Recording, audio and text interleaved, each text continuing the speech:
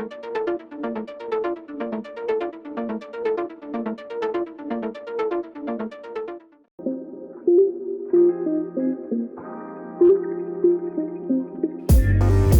बच्चे स्टार्ट करते हैं बेटा। एलएलपी एक्ट 2008 सेक्शन कितने हैं? 81 सेक्शन है, 4 शेड्यूल है। 81 सेक्शन 4 शेड्यूल। बेटा आपका एलएलपी एक्ट है तो 2008, लेकिन ये एनफोर्स कब हुआ था बेटा? कब फोर्स में आया था? 31 मार्च 2009। और जितनी भी भारत के अंदर एलएलपी बनती है बेटा, एलएलपी किससे गवर्न होती है? कौन से एक्ट से? LLP act 2008। अब सबसे पहले बात करते हैं बेटा, अगर एग्जाम में पूछे व्हाट इज एलएलपी तो आप क्या लिख सकते हो? 5 बातें आपको एलएलपी पे लिखनी है बेटा। ये एलएलपी एक new form of legal business है। क्या है बच्चों? New form of legal business. इससे पहले भी आपके पास बहुत सारे तरीके थे बिजनेस करने के, सोल प्रोप्राइटरशिप, पार्टनरशिप। ये एक नया तरीका है, तो इसलिए क्या लिखा? New form of legal business entity with limited liability. यानी यहां पे जो पार्टनर होंगे उनकी लाइबिलिटी क्या है बेटा? लिमिटेड। तो पहली बात, new form of legal business entity with limited liability. Second आप क्या बोल सकते हो बेटा? Alternative corporate business vehicle. क्यों बोलते हैं इसको ऑल्टरनेटिव कॉर्पोरेट बिजनेस व्हीकल बेटा? क्योंकि आपके पास बिजनेस करने का एक ऑल्टरनेटिव मेथड भी है आज। आपको जरूरी नहीं कि पार्टनरशिप ही बनानी है, आपको जरूरी नहीं कंपनी बनानी है बेटा। आप क्या बना के भी बिजनेस स्टार्ट कर सकते हो? एलएलपी। तो एलएलपी क्या है बेटा? Alternative corporate business vehicle. जो पार्टनर, एलएलपी में हमेशा मेंबर होते हैं पार्टनर। लाइबिलिटी जो पार्टनर की होगी वो हमेशा क्या होगी बेटा? लिमिटेड। और याद रखना बेटा, एलएलपी खुद बेटा लाइबल है, क्योंकि एलएलपी अपनी प्रॉपर्टी अपने नाम पे होल्ड करती है। जैसे कंपनी अपनी प्रॉपर्टी अपने नाम पे होल्ड करती है, तो एलएलपी खुद लाइबल है बेटा full extent of it asset. यानी कल को बेटा एलएलपी को कोई लॉस होता है, उसके लिए एलएलपी लाइबल होगी, ना कि उसके पार्टनर की लाइबिलिटी क्या है? लिमिटेड। और लास्ट बेटा, ये क्या अलाउ करता है बेटा? इसमें ना फ्लेक्सिबिलिटी है। फ्लेक्सिबिलिटी क्यों है सर एलएलपी में? जैसे बेटा कंपनी में एमओए एओए बनते हैं, वैसे ही एलएलपी में क्या बनता है? LLP agreement. और इसको आप अपनी तरीके से बना सकते हो, फ्लेक्सिबल है। जरूरी नहीं अगले साल अपना प्रॉफिट शेयरिंग रेशियो चेंज करना चाहते हो, चेंज कर सकते हो। तो ये आपको क्या देता है बेटा? फ्लेक्सिबिलिटी। आप अपने इंटरनल स्ट्रक्चर को जब चाहे चेंज कर सकते हो। तो मेरे साथ 5 बातें बताओ जल्दी जल्दी, ऐसे नहीं उड़ाऊंगा मैं बेटा। सबसे पहले मैंने क्या बता? New form of legal business entity with limited liability. दूसरा ये क्या है बेटा? Alternative corporate business vehicle. तीसरा क्या है बेटा? लाइबिलिटी पार्टनर की हमेशा क्या रहेगी? लिमिटेड। और एलएलपी खुद लाइबल होगी बेटा full extent of the asset, यानी पार्टनर की लाइबिलिटी क्या है? लिमिटेड। और लास्ट क्या है बेटा? एलएलपी एक्ट आपको क्या प्रोवाइड कराता है बेटा? फ्लेक्सिबिलिटी। आप अपने इंटरनल स्ट्रक्चर को क्या कर सकते हो? चेंज कर सकते हो। तो सबसे पहले अगर कोई पूछे बेटा व्हाट इज एलएलपी, ये 5 पॉइंट लिख के आ सकते हो। क्या बताया भाई मैंने 5 पॉइंट में लास्ट टाइम बेटा? New form of legal business entity. ये भी एलएलपी क्या एक लीगल बिजनेस एंटिटी है या नहीं? पार्टनर की लाइबिलिटी क्या है इसमें? लिमिटेड है। क्या मैं कह सकता हूं बेटा ये ऑल्टरनेटिव कॉर्पोरेट बिजनेस व्हीकल है? आपके पास और भी ऑप्शन थे, लेकिन आप ये भी ऑप्शन चुन सकते हो बेटा एलएलपी के लिए। तीसरा, पार्टनर की लाइबिलिटी लिमिटेड अनलिमिटेड? लिमिटेड। और बेटा लाइबिलिटी किसकी है? एलएलपी की होगी, पार्टनर की? एलएलपी अपनी प्रॉपर्टी अपने नाम पे होल्ड करती है, तो उसकी लाइबिलिटी क्या होगी बेटा? उस एक्सटेंट तक लाइबिलिटी उसकी रहेगी। पार्टनर की लाइबिलिटी क्या रहेगी? लिमिटेड। और एलएलपी की एक खास बात बेटा, ये आपको फ्लेक्सिबिलिटी देती है। आप जब चाहो अपने इंटरनल स्ट्रक्चर को चेंज कर सकते हो। जैसे कंपनी में एमओए एओए होते हैं बेटा, वैसे ही एलएलपी में क्या बनता है? LLP agreement. आप जब चाहो उसको क्या कर सकते हो बेटा? चेंज कर सकते हो। इसलिए इसको क्या बोला गया है? फ्लेक्सिबिलिटी। आगे बढ़ते हैं बेटा, 5 पॉइंट में कोई दिक्कत? आगे चलते हैं बेटा। भाई अगर आप एलएलपी बनाओगे तो उसके क्या फायदे हैं बेटा? कह रहे कि LLP is a form of business model which organise. देखो बेटा ये किसके बेसिस पे बनता है बेटा? पहला point, is organise and operate on the basis of. LLP में सुपर पावर किसके पास है? LLP agreement. सेकंड बात बेटा, क्या ये फ्लेक्सिबिलिटी देता है? आप जब चाहो अपने इंटरनल स्ट्रक्चर को क्या कर सकते हो? चेंज कर सकते हो। इसकी लीगल जो प्रोसीजर है बेटा, कंप्लाइंस है as comparative to company easy है, आसान है इसे बनाना बेटा, इजी टू फॉर्म। सारे पार्टनर की लाइबिलिटी क्या होती है बेटा? लिमिटेड होती है। फ्लेक्सिबल कैपिटल स्ट्रक्चर है, जब चाहो आप इसका क्या कर सकते हो बेटा, कैपिटल स्ट्रक्चर चेंज कर सकते हो। इसको बंद करना भी आसान है, इसे बनाना भी आसान है बेटा। एलएलपी जैसे कंपनी फंड रेज कर सकती है, एलएलपी भी अपने पार्टनर बैंक और एनबीएफसी से क्या कर सकती है, फंड रेज कर सकती है। इसकी कॉस्ट क्या है, लो फॉर्मेशन कॉस्ट, मतलब एज कंपैरेटिव टू कंपनी इसकी कॉस्ट क्या है, बनाने की कम है। और दूसरा, कंपनी को कंपलसरी ऑडिट कराना होता है, एलएलपी को कंपलसरी ऑडिट कराने की जरूरत नहीं है। और एज कंपैरेटिव टू कंपनी इसको टैक्स बेनिफिट मिलते हैं। तो मुझे जल्दी से 8 या 10 पॉइंट कौन बच्चा बताने जा रहा है भाई, क्या फायदा है अगर मैं एलएलपी बनाता हूं। सबसे पहली बात बेटा, ये organise and operate on the, किसके बेसिस पे ऑर्गेनाइज ऑपरेट हो रहा है, एग्रीमेंट। क्या इसमें फ्लेक्सिबिलिटी है, लीगल कंप्लायंसेस कम एज कंपैरेटिव टू कंपनी। फिर उसके बाद इजी टू फॉर्म, डिजोल्व करना भी इसको क्या है बेटा, इजी है। सारे पार्टनर क्या एंजॉय करते हैं, लिमिटेड लायबिलिटी। कैपिटल स्ट्रक्चर को क्या कर सकते हैं, फ्लेक्सिबल।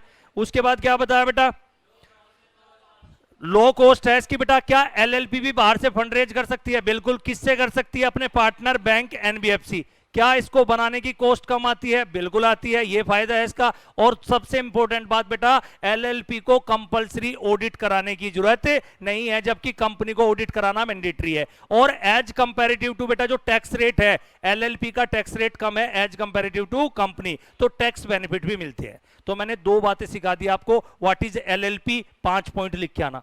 दूसरा पॉइंट क्या बताया बेटा, एडवांटेज ऑफ एलएलपी। अगला क्वेश्चन देखो बेटा, क्या दोनों, खास बात बेटा, चाहे कंपनी हो चाहे एलएलपी, दोनों में बेटा एडमिनिस्ट्रेशन कौन करता है, दोनों का MCA, ministry of corporate affair, दोनों का एडमिनिस्ट्रेशन करती है। कंपनी का एडमिनिस्ट्रेशन हो चाहे एलएलपी का, दोनों ही कौन करेगी, एमसीए। और याद रखना 2 चीजें पिक्चर में यहां भी चलेगी, एमसीए आरओसी। जैसे कंपनी में एमसीए आरओसी थी बेटा, वो इसका एडमिनिस्ट्रेशन करती है। जैसे बेटा कंपनी में रूल्स बनाने की पावर सेंट्रल गवर्नमेंट को है, सेम पावर एलएलपी में रूल्स बनाने की पावर किसकी है, सेंट्रल गवर्नमेंट। और सेंट्रल गवर्नमेंट ने रूल्स बनाए भी हुए हैं।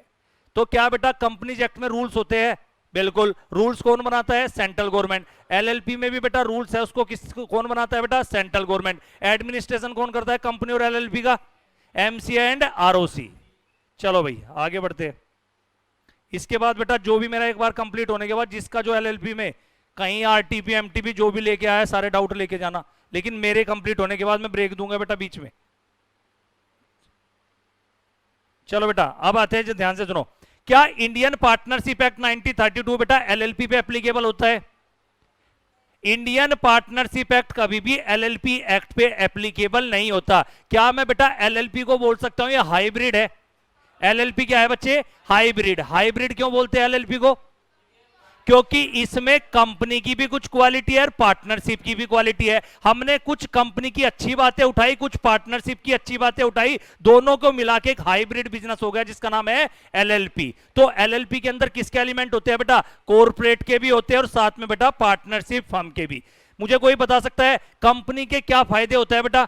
हमने आज शांत बेटा, आज बेटा उनका पेपर है तेरा नहीं है, ठीक है, वरना 11 रुपए वाली बात सच हो जाएगी। ठीक है बेटा, चलो। तो एलएलपी के अंदर बेटा क्या है, कॉर्पोरेट स्ट्रक्चर भी है, पार्टनरशिप फर्म स्ट्रक्चर भी है। इसीलिए एलएलपी को हम क्या बोलते हैं बेटा, हाइब्रिड। एलएलपी किसका हाइब्रिड है? Company and partnership. मुझे बताना कंपनी की अच्छी बात है, क्योंकि हमने इसी में से तो उठाया, सेपरेट लीगल एंटिटी। क्या एलएलपी में भी सेपरेट लीगल एंटिटी का कंसेप्ट है? बिल्कुल। और कोई कंपनी की अच्छी बात है, लिमिटेड लायबिलिटी।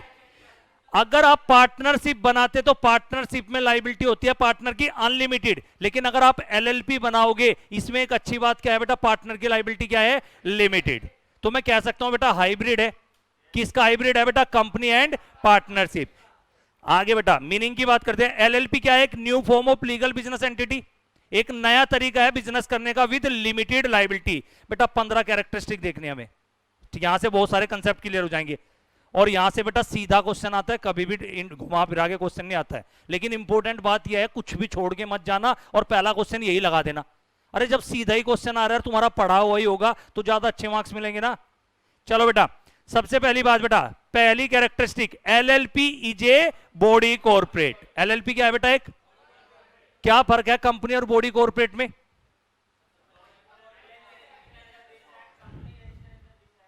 बेटा बॉडी कॉर्पोरेट कंपनी में क्या फर्क है? जो कंपनी होती है वो गवर्न होती है कंपनीज एक्ट 2013।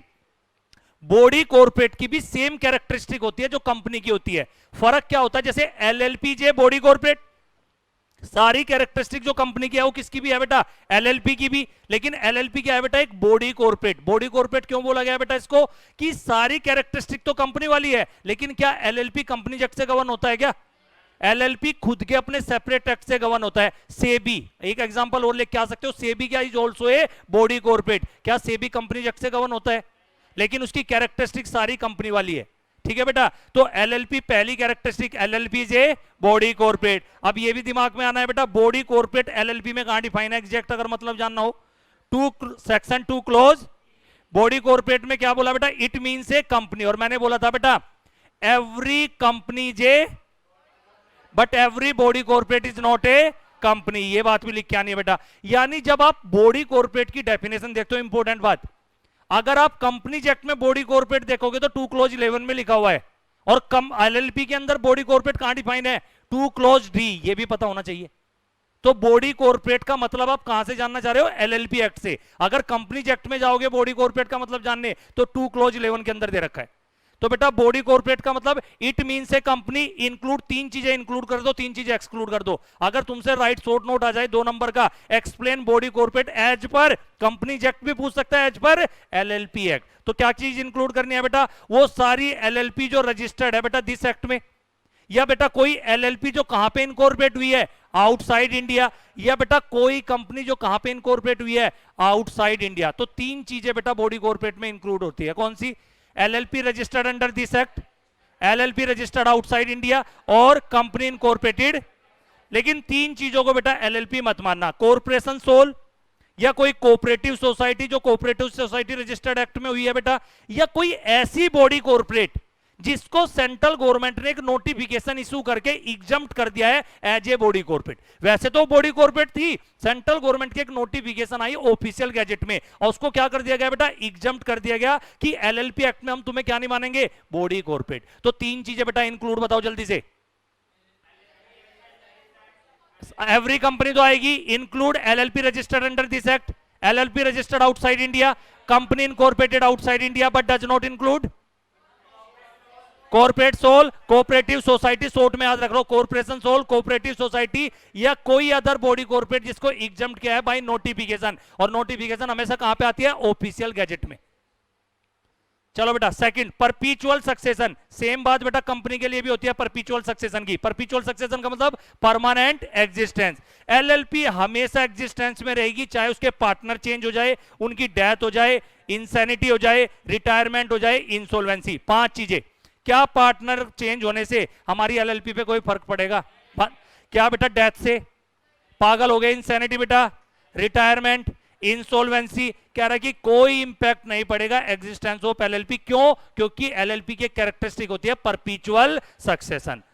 क्या बेटा एलएलपी अपने नाम से कॉन्ट्रैक्ट कर सकती है, LLP is capable to entering into contract. बेटा एलएलपी अपने नाम से क्या कर सकती है, कॉन्ट्रैक्ट कर सकती है। सेम बात किसके लिए होती है, कंपनी के लिए। कंपनी भी अपने नाम से कॉन्ट्रैक्ट कर सकती है। क्या कंपनी अपने नाम पे अपनी प्रॉपर्टी होल्ड कर सकती है, बिल्कुल कर सकती है। सेम एलएलपी भी अपनी प्रॉपर्टी अपने नाम पे होल्ड कर सकती है। सेपरेट लीगल एंटिटी, ये दोनों में बेटा कंसेप्ट होता है सेपरेट लीगल एंटिटी का। सेपरेट लीगल एंटिटी का मतलब क्या है बेटा, एलएलपी अलग है, उसके पार्टनर अलग है। कल को बेटा लाइबिलिटी एलएलपी की अपनी होगी, पार्टनर की लाइबिलिटी क्या होती है बेटा, लिमिटेड। और लिमिटेड भी कितनी, जितना उसने कंट्रीब्यूशन किया है बेटा, जितना एलएलपी एग्रीमेंट में लिखा हुआ है मैंने कितना कंट्रीब्यूट किया है, उतनी ही पार्टनर की क्या होगी बेटा, लाइबिलिटी। यानी पार्टनर की लाइबिलिटी लिमिटेड अनलिमिटेड, और एलएलपी की लाइबिलिटी बेटा, एलएलपी तो जितनी भी उसके पास, क्योंकि एलएलपी अपनी प्रॉपर्टी अपने नाम पे होल्ड करते हैं, कहीं नुकसान हो जाएगा तो कहां से देगी बेटा, प्रॉपर्टी भी उसकी सेल आउट हो सकती है।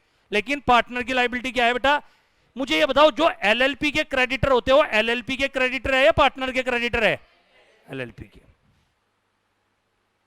म्यूचुअल एजेंसी बेटा, म्यूचुअल एजेंसी का मतलब क्या होता है बेटा, पार्टनरशिप में आप कंसेप्ट पढ़ के आए थे कि म्यूचुअल एजेंसी का कंसेप्ट होता है हर पार्टनर एक दूसरे का एजेंट है और प्रिंसिपल है, ये पढ़ के आए थे ना। लेकिन म्यूचुअल एजेंसी का कंसेप्ट कहां पे नहीं लगता, एलएलपी में नहीं लगता। सारे पार्टनर एलएलपी के एजेंट है पर एक दूसरे के एजेंट नहीं है। क्या बेटा, no partner is liable on account of the इंडी। देखो बेटा, अगर किसी अदर पार्टनर ने कोई भी गलत काम किया है बेटा, क्या उसके लिए सारे पार्टनर लायबल होंगे क्या, all partner will be the agent of LLP alone. LLP के तो सारे पार्टनर एजेंट है, पर क्या एक दूसरे के एजेंट है? नहीं। इसीलिए क्या म्यूचुअल एजेंसी का कंसेप्ट होता है? नहीं। जबकि पार्टनरशिप में बेटा पार्टनर एक दूसरे के प्रिंसिपल भी और एक दूसरे के क्या भी है? एजेंट भी। इसीलिए वहां पे क्या कंसेप्ट लगता है? Mutual agency.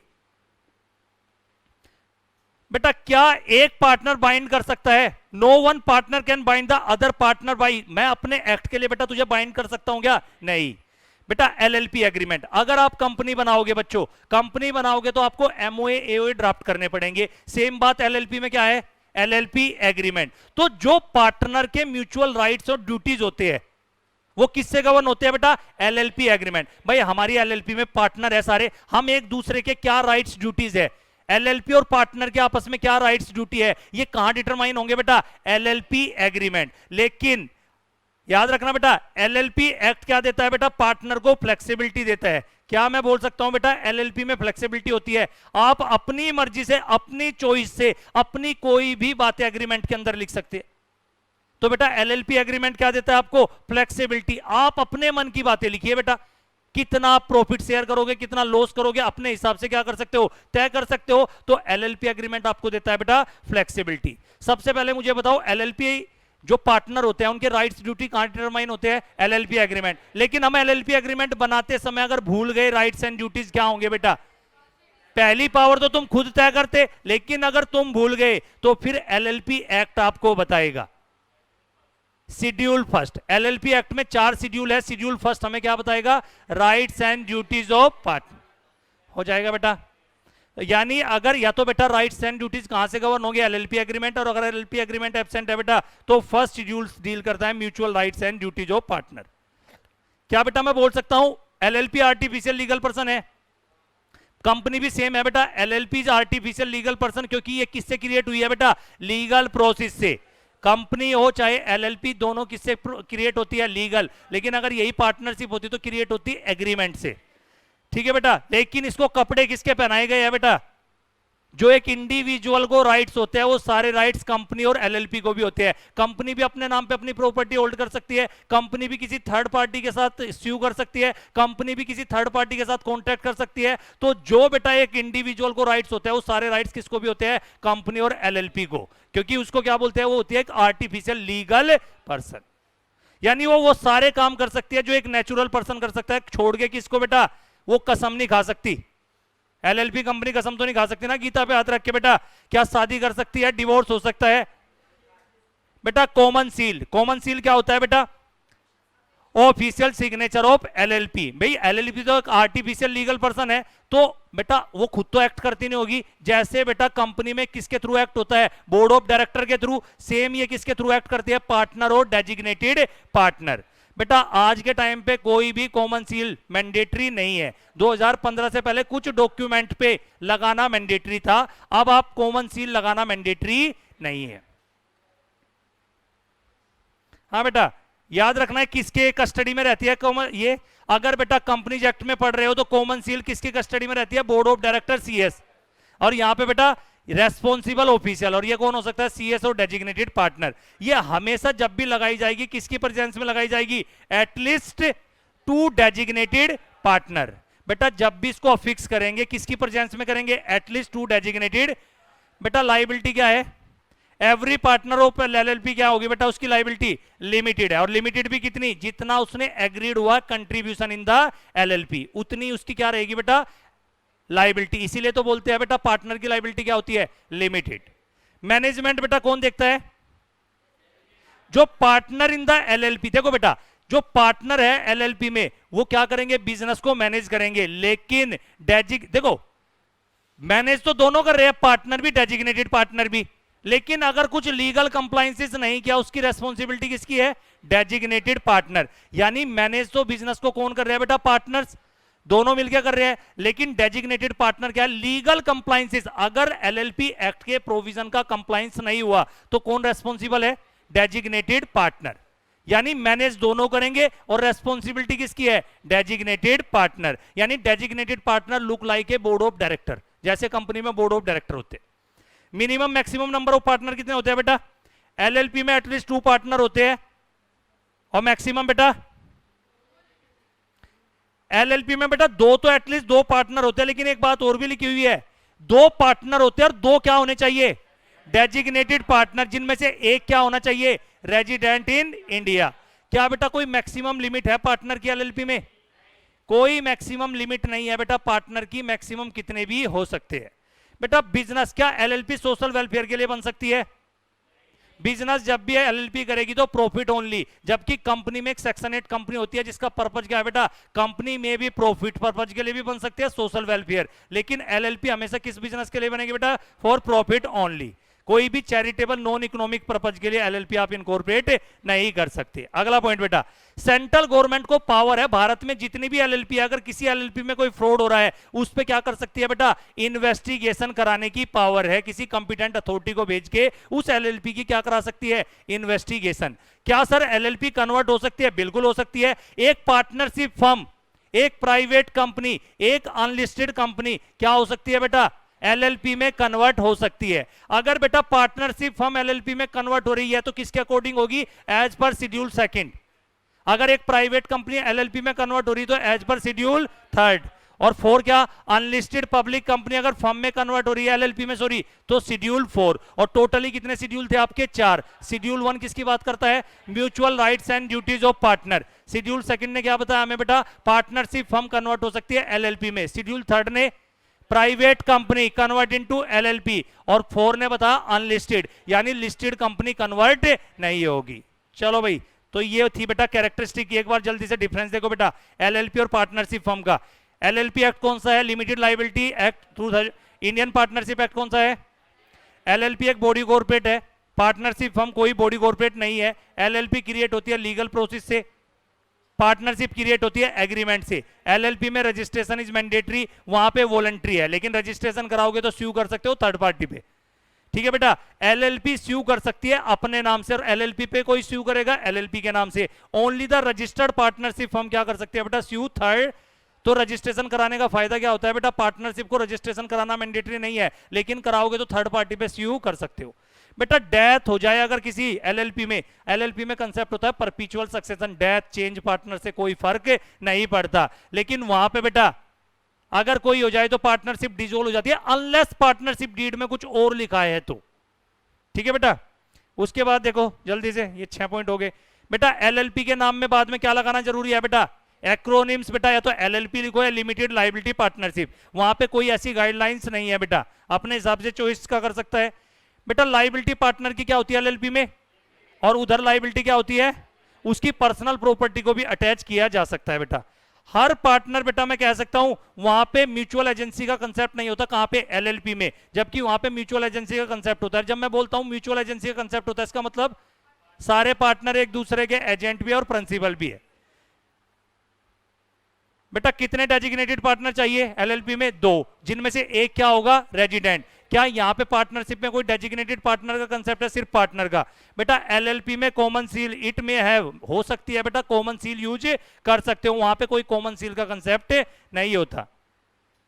बेटा रेस्पॉन्सिबल कौन माना जाएगा बेटा इस एक्ट में, एलएलपी एक्ट में, डेजिग्नेटेड पार्टनर। वहां पे all partner are responsible for all the compliance and penalties, वहां पे सारे पार्टनर रेस्पॉन्सिबल है अगर पार्टनरशिप एक्ट का वायलेशन हुआ। यहां पे ओनली डेजिग्नेटेड पार्टनर। 13 बेटा, foreign nationals can become a partner in, फिरंगी बेटा क्या बन सकता है, एलएलपी में पार्टनर बन सकता है, लेकिन foreign national can not become a partner in partnership firm. और minor can not be admitted to the benefit of LLP, जबकि वहां पे तुमने पढ़ा है बेटा पार्टनरशिप में minor can be admitted to the benefit of the prior with the, किसकी कंसेंट लेके बेटा, एग्जिस्टिंग पार्टनर। और बेटा लास्ट क्या, मिनिमम पार्टनर कितने होते हैं एलएलपी में, 2 मैक्सिमम, मिनिमम 2 मैक्सिमम 50। ये 50 की कहां से लिमिट आई, 464। बेटा एलएलपी को हर साल आरओसी को कुछ डॉक्यूमेंट फाइल करने हैं, उनका नाम क्या होता है, annual statement of account, statement of solvency, annual return. Partnership firm is not required to file any annual document with registrar of firm. हो जाएगा बेटा, 16 डिफरेंस है। ये सिर्फ 16 डिफरेंस नहीं होती है, 32 बातें होती है। जब तुम्हारा वहां लिखोगे तो तुम ही बेटा इन्हीं में से तो कुछ बातें आएगी, कुछ ना कुछ तो ये 16 जो डिफरेंस होते हैं 32 बातें होती है। अगर डिफरेंस ना भी आए तो एलएलपी की 16 बातें तो तुम्हारे दिमाग में चलनी चाहिए ना, क्या थी। चलो बेटा एलएलपी और कंपनी का क्या डिफरेंस बताया था मैंने? एलएलपी एक्ट, कंपनी एक्ट 2013 बेटा, जो पर्सन कंट्रीब्यूट करते हैं एलएलपी में are known as partner of LLP, और जो पर्सन इन्वेस्ट करते हैं मनी उसको क्या बोलते हैं बेटा? Member of the company.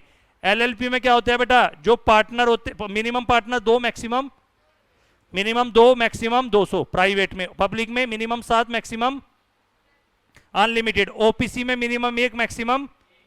Name of LLP में हमेशा क्या लगा होगा? एलएलपी। जबकि पब्लिक कंपनी के लास्ट में limited, private company, private limited, OPC. OPC कोई अलग कंपनी नहीं है, it is also a private nature company. बस ब्रैकेट में क्या मेंशन करना है? ओपीसी।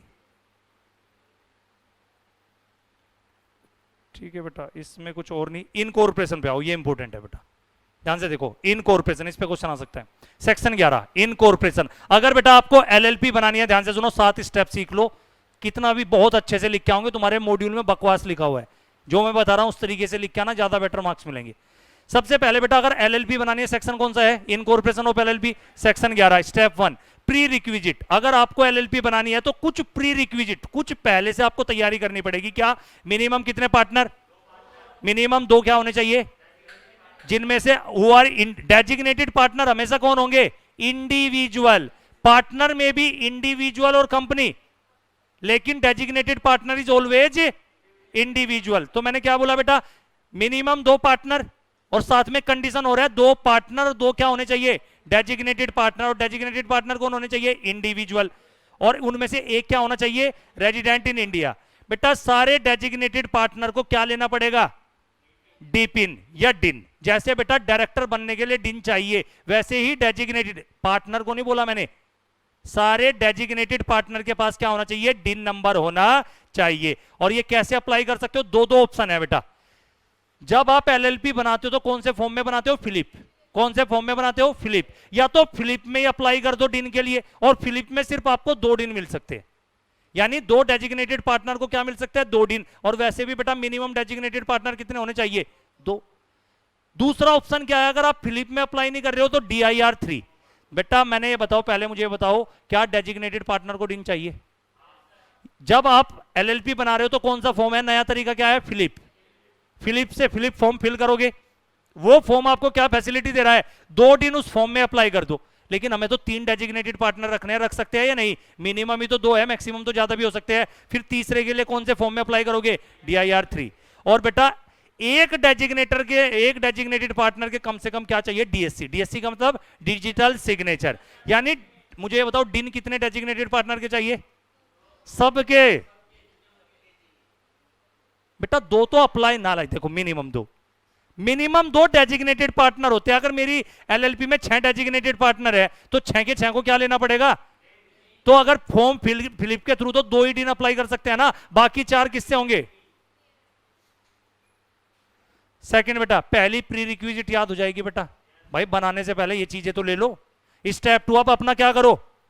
नेम रिजर्व करो, सबमिट करो। बेटा देखो 2 तरीके आ गए। अब अपना नाम रिजर्व करना है भाई, नाम तो डिसाइड तुम ही करोगे ना क्या रखना है। या तो बेटा रन एलएलपी, एक तरीका तो क्या है नेम रिजर्व करने का? Run LLP. और दूसरा तरीका ऑल्टरनेटिव क्या गया? फिलिप फॉर्म के अंदर ही आप क्या कर सकते हो? अपना नाम रिजर्व कर सकते हो। यानी फिलिप फॉर्म देखो तुम्हें क्या क्या बेनिफिट दे रहा है। आप नाम भी उसी में रिजर्व कर सकते हो और डिन भी उसमें अप्लाई कर सकते हो, 2 डिन। तो 2 तरीके है बेटा नेम रिजर्व करने के, रन एलएलपी और दूसरा क्या है? फिलिप। और बेटा 2 नाम रन एलएलपी में तो सिर्फ आप कितने ही नाम अप्लाई कर सकते हो? 2। अगर पहला किसी और से मिलता जुलता है तो हमें दूसरा दे देना, लेकिन पहली मेरी प्रेफरेंस है ये मिलना चाहिए, ये नहीं मिलना तो मुझे क्या दे दो बेटा? दूसरा नाम। तो मुझे भैया बताओ सेकंड स्टेप में क्या करना पड़ेगा? Name reserve. क्या तरीका है नेम रिजर्व करने के? रन एलएलपी और फिलिप। समझ आया? स्टेप 3 बेटा, एक बार नाम अप्रूव हो गया बेटा, आपको एप्लीकेंट अप्लाई, अब इनकॉर्पोरेशन डॉक्यूमेंट सबमिट करेगा बेटा। भाई नाम तो बोल दिया, तुम्हारा नाम मिल जाएगा। ये तुमने अप्लाई किया था कोई नाम के लिए, आरओसी ने बोला ये नाम मिल जाएगा बेटा। एप्लीकेंट क्या करेगा? अप्लाई करेगा इनकॉर्पोरेशन, अब फॉर्म फिलिप फाइल करेगा बेटा। और बेटा ये नाम कितने दिन तक वैलिड है बेटा? 3 month from the date of. भाई जब से तुम्हें नाम आरओसी ने अप्रूव कर दिया, कितने महीने के अंदर आपको आगे की सारी फॉर्मेलिटी कर लेनी है? 3 महीने के अंदर अप्रूवल से बेटा। आगे बेटा स्टेप 4, एक बार आपने फिलिप फॉर्म फाइल कर दिया तो बेटा जब भी आप फिलिप फॉर्म इनकॉर्पोरेशन के लिए करोगे, भेजोगे, तो बेटा क्या क्या चीज अटैच करनी पड़ेगी उसके? बेटा जैसे कंपनी का रजिस्टर्ड ऑफिस होता है वैसे ही एलएलपी का भी क्या होता है, अपना रजिस्टर्ड ऑफिस। तो address of registered office attach कर देना, और साथ में बेटा डेजिग्नेटेड पार्टनर को अपनी क्या देनी होती है, कंसेंट। कौन से फॉर्म में देता है, DIR 9।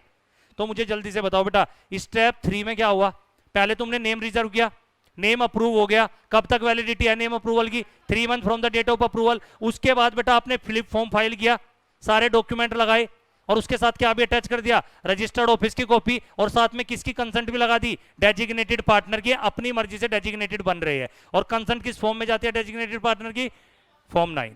बेटा आरओसी अगर आपके सारे डॉक्यूमेंट से सेटिस्फाई हो जाती है तो आरओसी आपको क्या दे देगी, सर्टिफिकेट ऑफ इनकॉर्पोरेशन। कितने दिन के अंदर, जब से तुमने इनकॉर्पोरेशन डॉक्यूमेंट फाइल किए 14 दिन के अंदर आपको क्या मिल जाएगा, सर्टिफिकेट ऑफ इनकॉर्पोरेशन। और एक बार सर्टिफिकेट ऑफ इनकॉर्पोरेशन मिल गया, वो अपने आप में कंक्लूसिव एविडेंस है किस बात का, कि आपकी एलएलपी रजिस्टर्ड हो चुकी है। कोई दिक्कत? अभी सर एलएलपी एग्रीमेंट तो आज तक नहीं आया, नींद ले रही है बेटा, चलो कुछ नहीं बोलूंगा मैं। Step 6, registration of LLP agreement. नींद नहीं लेनी है बेटा, पेपर है तेरे है। अब बेटा रात को चाहे तू ये एक्सक्यूज मेरे सामने आज के बाद मत देना, अगर लेट उठी थे तो क्यों आई बेटा क्लास में, जब तुझे पता है कल रिवीजन क्लास है। पता नहीं कैसे कैसे एक्सक्यूज है, मेरे तो नहीं समझ क्या होगा तुम्हारा, बस तुम ही जानो। मैं बोलता जा रहा हूं बेटा, मेरा पेपर है क्या, ज्यादा अगर मेरे पास इंटर में आ जाओगे नहीं आना, इससे ज्यादा तो नहीं कुछ होगा मेरा। मैं अगर पढ़ा रहा हूं तो तुम्हें पास कराने के लिए पढ़ा रहा हूं, कोई ऐसी मेरी इंटेंशन नहीं है बेटा। लेकिन तुम खुद ही नहीं पास होना चाहते तो मैं ही कैसे पास करा सकता हूं बेटा। नींद नहीं लेनी है बिल्कुल भी, ठीक है बेटा। फायदा क्या होगा रिवीजन क्लास का, तू दिख रही मुझे नींद लेती हुई इसलिए मैं तुझे बोल रहा हूं, या तो पीछे बैठती आराम से चुप चोरी से सो भी जाती। चलो अब उतर जाएगी, अब इतना बोलना जरूर था। अभी 1 घंटा नहीं सोएगी, फिर 1 घंटे के बाद फिर नींद आएगी, ठीक है बेटा। चलो देर से पूछूंगा आगे सारा चीज। बेटा एलएलपी एग्रीमेंट अब पिक्चर में कब आता है, जब आपका इनकॉर्पोरेशन हो जाए तो पिक्चर में क्या आ रहा है, एलएलपी एग्रीमेंट। तो बेटा एलएलपी एग्रीमेंट क्यों जरूरी है, मैंने आपको बताया था बेटा, म्यूचुअल राइट्स एंड ड्यूटीज कहां पे मेंशन होते हैं, एलएलपी एग्रीमेंट। तो याद रखना। और अगर एलएलपी एग्रीमेंट में हमने म्यूचुअल राइट्स एंड ड्यूटीज नहीं लिखे, फिर किसके अकॉर्डिंग, शेड्यूल 1, ठीक है बेटा। ध्यान से सुनो, ये एलएलपी एग्रीमेंट किसको भी भेजना है, आरओसी को। कौन से फॉर्म में, फॉर्म 3। कितने दिन के अंदर, 30 दिन के अंदर। 30 दिन कब से, इनकॉर्पोरेशन से। यानी पहले इनकॉर्पोरेशन होता है, उसके बाद एलएलपी एग्रीमेंट का भी रजिस्ट्रेशन कराना होता है। कितने दिन के अंदर बेटा, 30 दिन के अंदर। कौन सा फॉर्म भेजना होता है, और तो और बेटा जब एलएलपी एग्रीमेंट तुम नया भेजते हो रजिस्ट्रेशन कराने के लिए तो भी फॉर्म है बेटा। एक बार एलएलपी एग्रीमेंट आपने बना लिया, क्या उसमें चेंज नहीं कर सकते हो क्या, तो चेंज करने के लिए भी कौन सा फॉर्म है, फॉर्म 3। और जिस दिन आपने चेंज किया वहां से 30 दिन के अंदर फिर से आपको फॉर्म 3 फाइल करना पड़ेगा। तो पहले एलएलपी बना लो, फिर अपने एग्रीमेंट का रजिस्टर्ड करा लो, रजिस्ट्रेशन आरओसी में। कौन सा फॉर्म भेज के, फॉर्म 3। और अगर कल को फ्यूचर में एलएलपी एग्रीमेंट को चेंज करना चाहते हो तो चेंज कर सकते हो, ठीक है बेटा। कंटेंट बेटा, एक घटिया क्वेश्चन आ सकता है, एलएलपी एग्रीमेंट जो तुम बना रहे हो इसमें क्या क्या कंटेंट होते हैं। 3 नंबर में बेटा कंटेंट क्या हो सकते हैं एलएलपी एग्रीमेंट के, नेम ऑफ द एलएलपी लिखना होगा, नेम एड्रेस जो भी आपके पार्टनर डेजिग्नेटेड पार्टनर है उनका, कंट्रीब्यूशन की डिटेल बेटा, प्रॉफिट शेयरिंग रेशियो क्या रहेगा, राइट्स एंड ड्यूटीज क्या रहेंगे बेटा, प्रपोज बिजनेस आपका क्या है बेटा। तो क्या ये घटिया क्वेश्चन आ सकता है बेटा 2 नंबर में छोटा सा, content of LLP agreement. Last बेटा, अगर एक चीज मैंने इसमें ऐड किया है बेटा, जब भी आप एलएलपी जरूर लिखे आना, तुम्हारे मॉड्यूल से 2 बातें उठाई है मैंने जो पहले, जब भी आप एलएलपी बनाते हो ना बेटा, तो एलएलपी या कंपनी बनाते समय आपको एक प्रोफेशनल की जरूरत होती है, सीए, सीएस, सीएमए, एडवोकेट, इनमें से चारों की नहीं कोई एक, और उससे एक सर्टिफिकेशन लेना पड़ता है। वो सर्टिफिकेशन कौन देगा, एक स्टेटमेंट देगा, सीए, सीएस, सीएमए, एडवोकेट। क्या कि ये जो बेटा याद रखना, जब भी आप कोई एलएलपी बनाओगे उस वक्त एक बंदा को हायर करना पड़ेगा आपको, सीए, सीएस, सीएमए, एडवोकेट, और वो एक स्टेटमेंट देगा। क्या स्टेटमेंट देगा, कि इस एलएलपी ने अपने सारी लीगल रिक्वायरमेंट कंप्लाई कर दी है, ये बात लिख के दे रहा है। और ये स्टेटमेंट कौन से फॉर्म में देगा, फॉर्म 2। फॉर्म 2 बेटा एक्स्ट्रा फॉर्म 2, 3, 9 ये दिखा के आओगे तो तुम्हारी मार्कशीट ये बेटा जो सीट पे लिखोगे कुछ अलग दिखेगी, वरना भर के तो पूरी दुनिया आएगी। ट्राई तो सब करेंगे, मरता क्या ना करता। लो तो ऐसा भी सब्जेक्ट है बेटा, भरेंगे तो सभी। ऐसे भी हो सकता है कोई तुमसे भी ज्यादा भर के आए और बाद में उसके 20 ही मार्क्स आए और 20 सीट ली थी उसने, तो इससे नर्वस मत होना कोई क्लास में 20 सीट ले रहा हो। ऐसे बहुत देखे हैं मैंने, फिर उसका रिजल्ट चेक करना कि उसने 3 सीट ली थी, उसके कितने मार्क्स आए। ठीक है बेटा, टू द पॉइंट लिखना। जैसे फॉर्म 2, फॉर्म 3 उसको दिखा के आओ ना बेटा। चलो बेटा, समझ आया नहीं? क्या मुझे ये बताओ बेटा, एलएलपी बनाते समय क्या प्रोफेशनल की जरूरत होगी? उसका एक सर्टिफिकेट भी सबमिट होगा।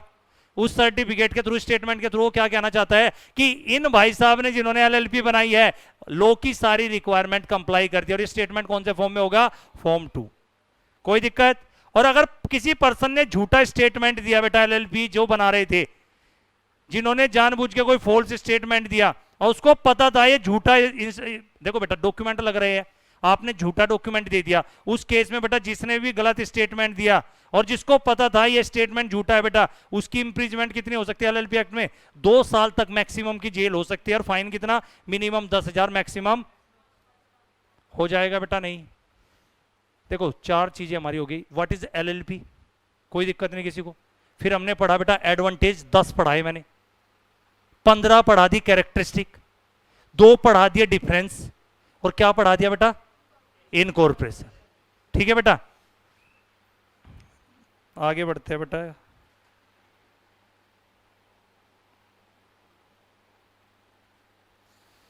अब भाई सेक्शन 1 किसकी बात करता है बेटा?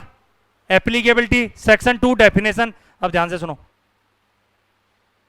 बस आधे घंटे में कंप्लीट हो जाएगा।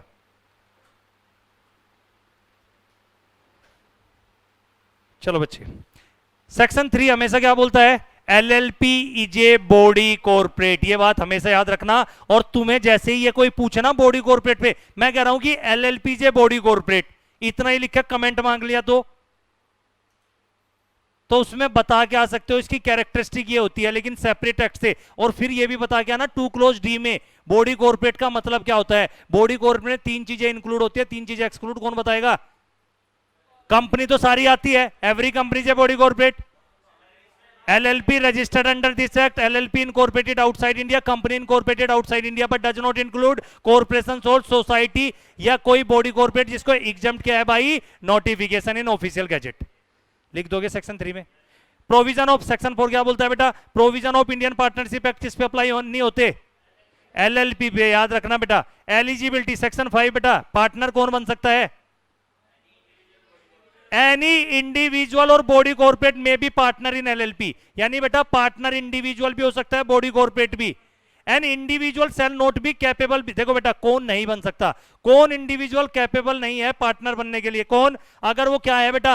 अनसाउंड माइंड, अनडिस्चार्ज, इंसॉल्वेंट, या उसने खुद ही अप्लाई किया कि मुझे क्या घोषित कर दो, इंसॉल्वेंट, और उसकी एप्लीकेशन अभी क्या है? पहले पॉजिटिव। बताओ कौन हो सकता है पार्टनर? एनी इंडिविजुअल और बॉडी कॉर्पोरेट। कौन नहीं हो सकता? अनसाउंड माइंड, अनडिस्चार्ज, इंसॉल्वेंट, या अप्लाई टू बी एडजुडिकेटेड, मुझे क्या घोषित कर दो? इंसॉल्वेंट, और उसकी एप्लीकेशन क्या है? पेंडिंग है। हो जाएगा बेटा। सेक्शन 5 था ये, सीक्वेंस याद रखना।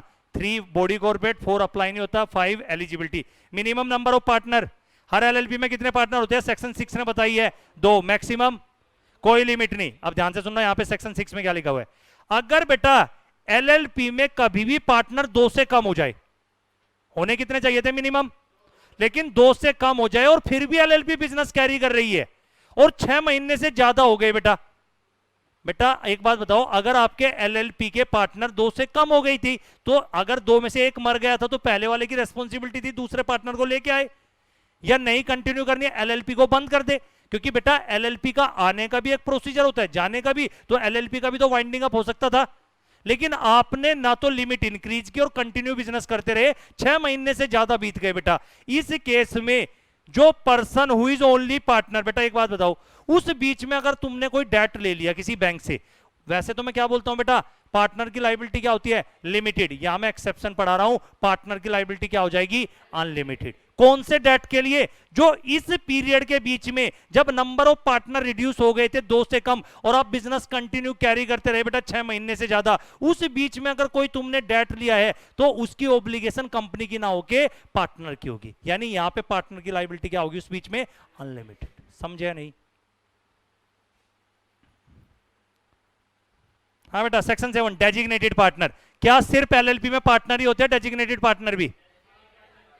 Every LLP shall have at least 2 designated partner. क्या 2 से ज्यादा हो सकते हैं सर? बिल्कुल हो सकते हैं। और डेजिग्नेटेड पार्टनर का हमेशा क्या होना जरूरी है? इंडिविजुअल। जबकि पार्टनर में भी इंडिविजुअल में भी बॉडी कॉर्पोरेट।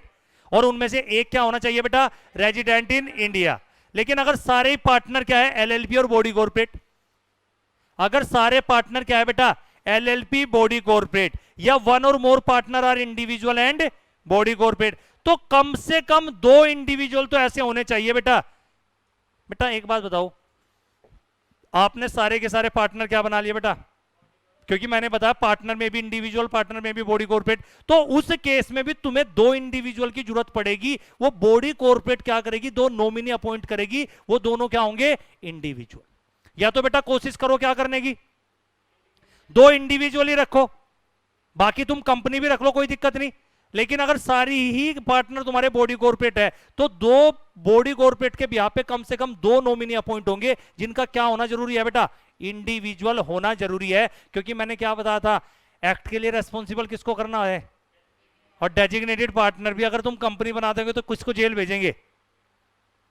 समझ गया बेटा? रेस्पॉन्सिबिलिटी तो इंडिविजुअल की फिक्स करेंगे ना। तो at least 2 individual who are partner of such LLP, या तो 2 इंडिविजुअल होने चाहिए, या nominee of such body corporate shall act as a designated partner. बेटा सारे के सारे डेजिग्नेटेड पार्टनर के पास क्या होना चाहिए? डीपिन या डिन। बेटा आज के टाइम पे डीपिन नहीं होता, डिन ही होता है, ठीक है। और एक डेजिग्नेटेड पार्टनर का क्या होना चाहिए? तो बेटा छोटे छोटे उसमें तुमसे ये भी पूछ सकता है, पार्टनर और डेजिग्नेटेड पार्टनर में डिफरेंस। एक डिफरेंस ये भी बन सकता है, पार्टनर डेजिग्नेटेड पार्टनर। पार्टनर को डीएससी चाहिए क्या? एक किसको चाहिए? डेजिग्नेटेड पार्टनर को एक डीएससी। डीपिन किसको चाहिए? डिन। डेजिग्नेटेड पार्टनर को। लीगल कंप्लायंस के बेटा मैनेज तो सब कर रहे हैं, लेकिन लीगल रेस्पॉन्सिबिलिटी किसकी है? Designated partner. हाँ बेटा, financial disclosure, maintenance of book of account and other record and audit. ध्यान से सुनो बेटा, कुछ एलएलपी है तो बेटा फाइनेंशियल डिस्क्लोजर करने पड़ेंगे पूरे साल। तो एलएलपी क्या, एक बात बताओ, क्या कंपनी बुक ऑफ अकाउंट बनाती है? अगर कंपनी बुक ऑफ अकाउंट ना बनाती तो बेटा तुम्हारी क्या जरूरत होती सीए की?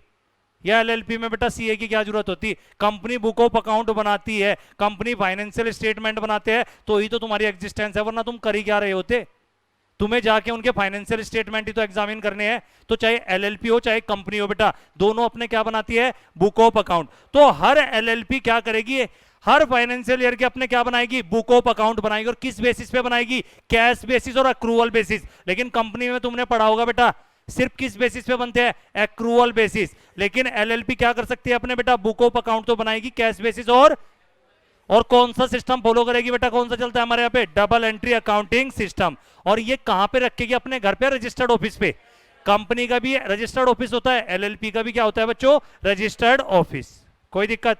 तो छोटा सा क्वेश्चन, क्या एलएलपी एनुअल रिकॉर्ड बनाती है अपने प्रॉपर बुक ऑफ अकाउंट? कैसे, किस फॉर्म में? कैश बेसिस या accrual basis? Double entry accounting system follow करती है। कहां पे रखती है?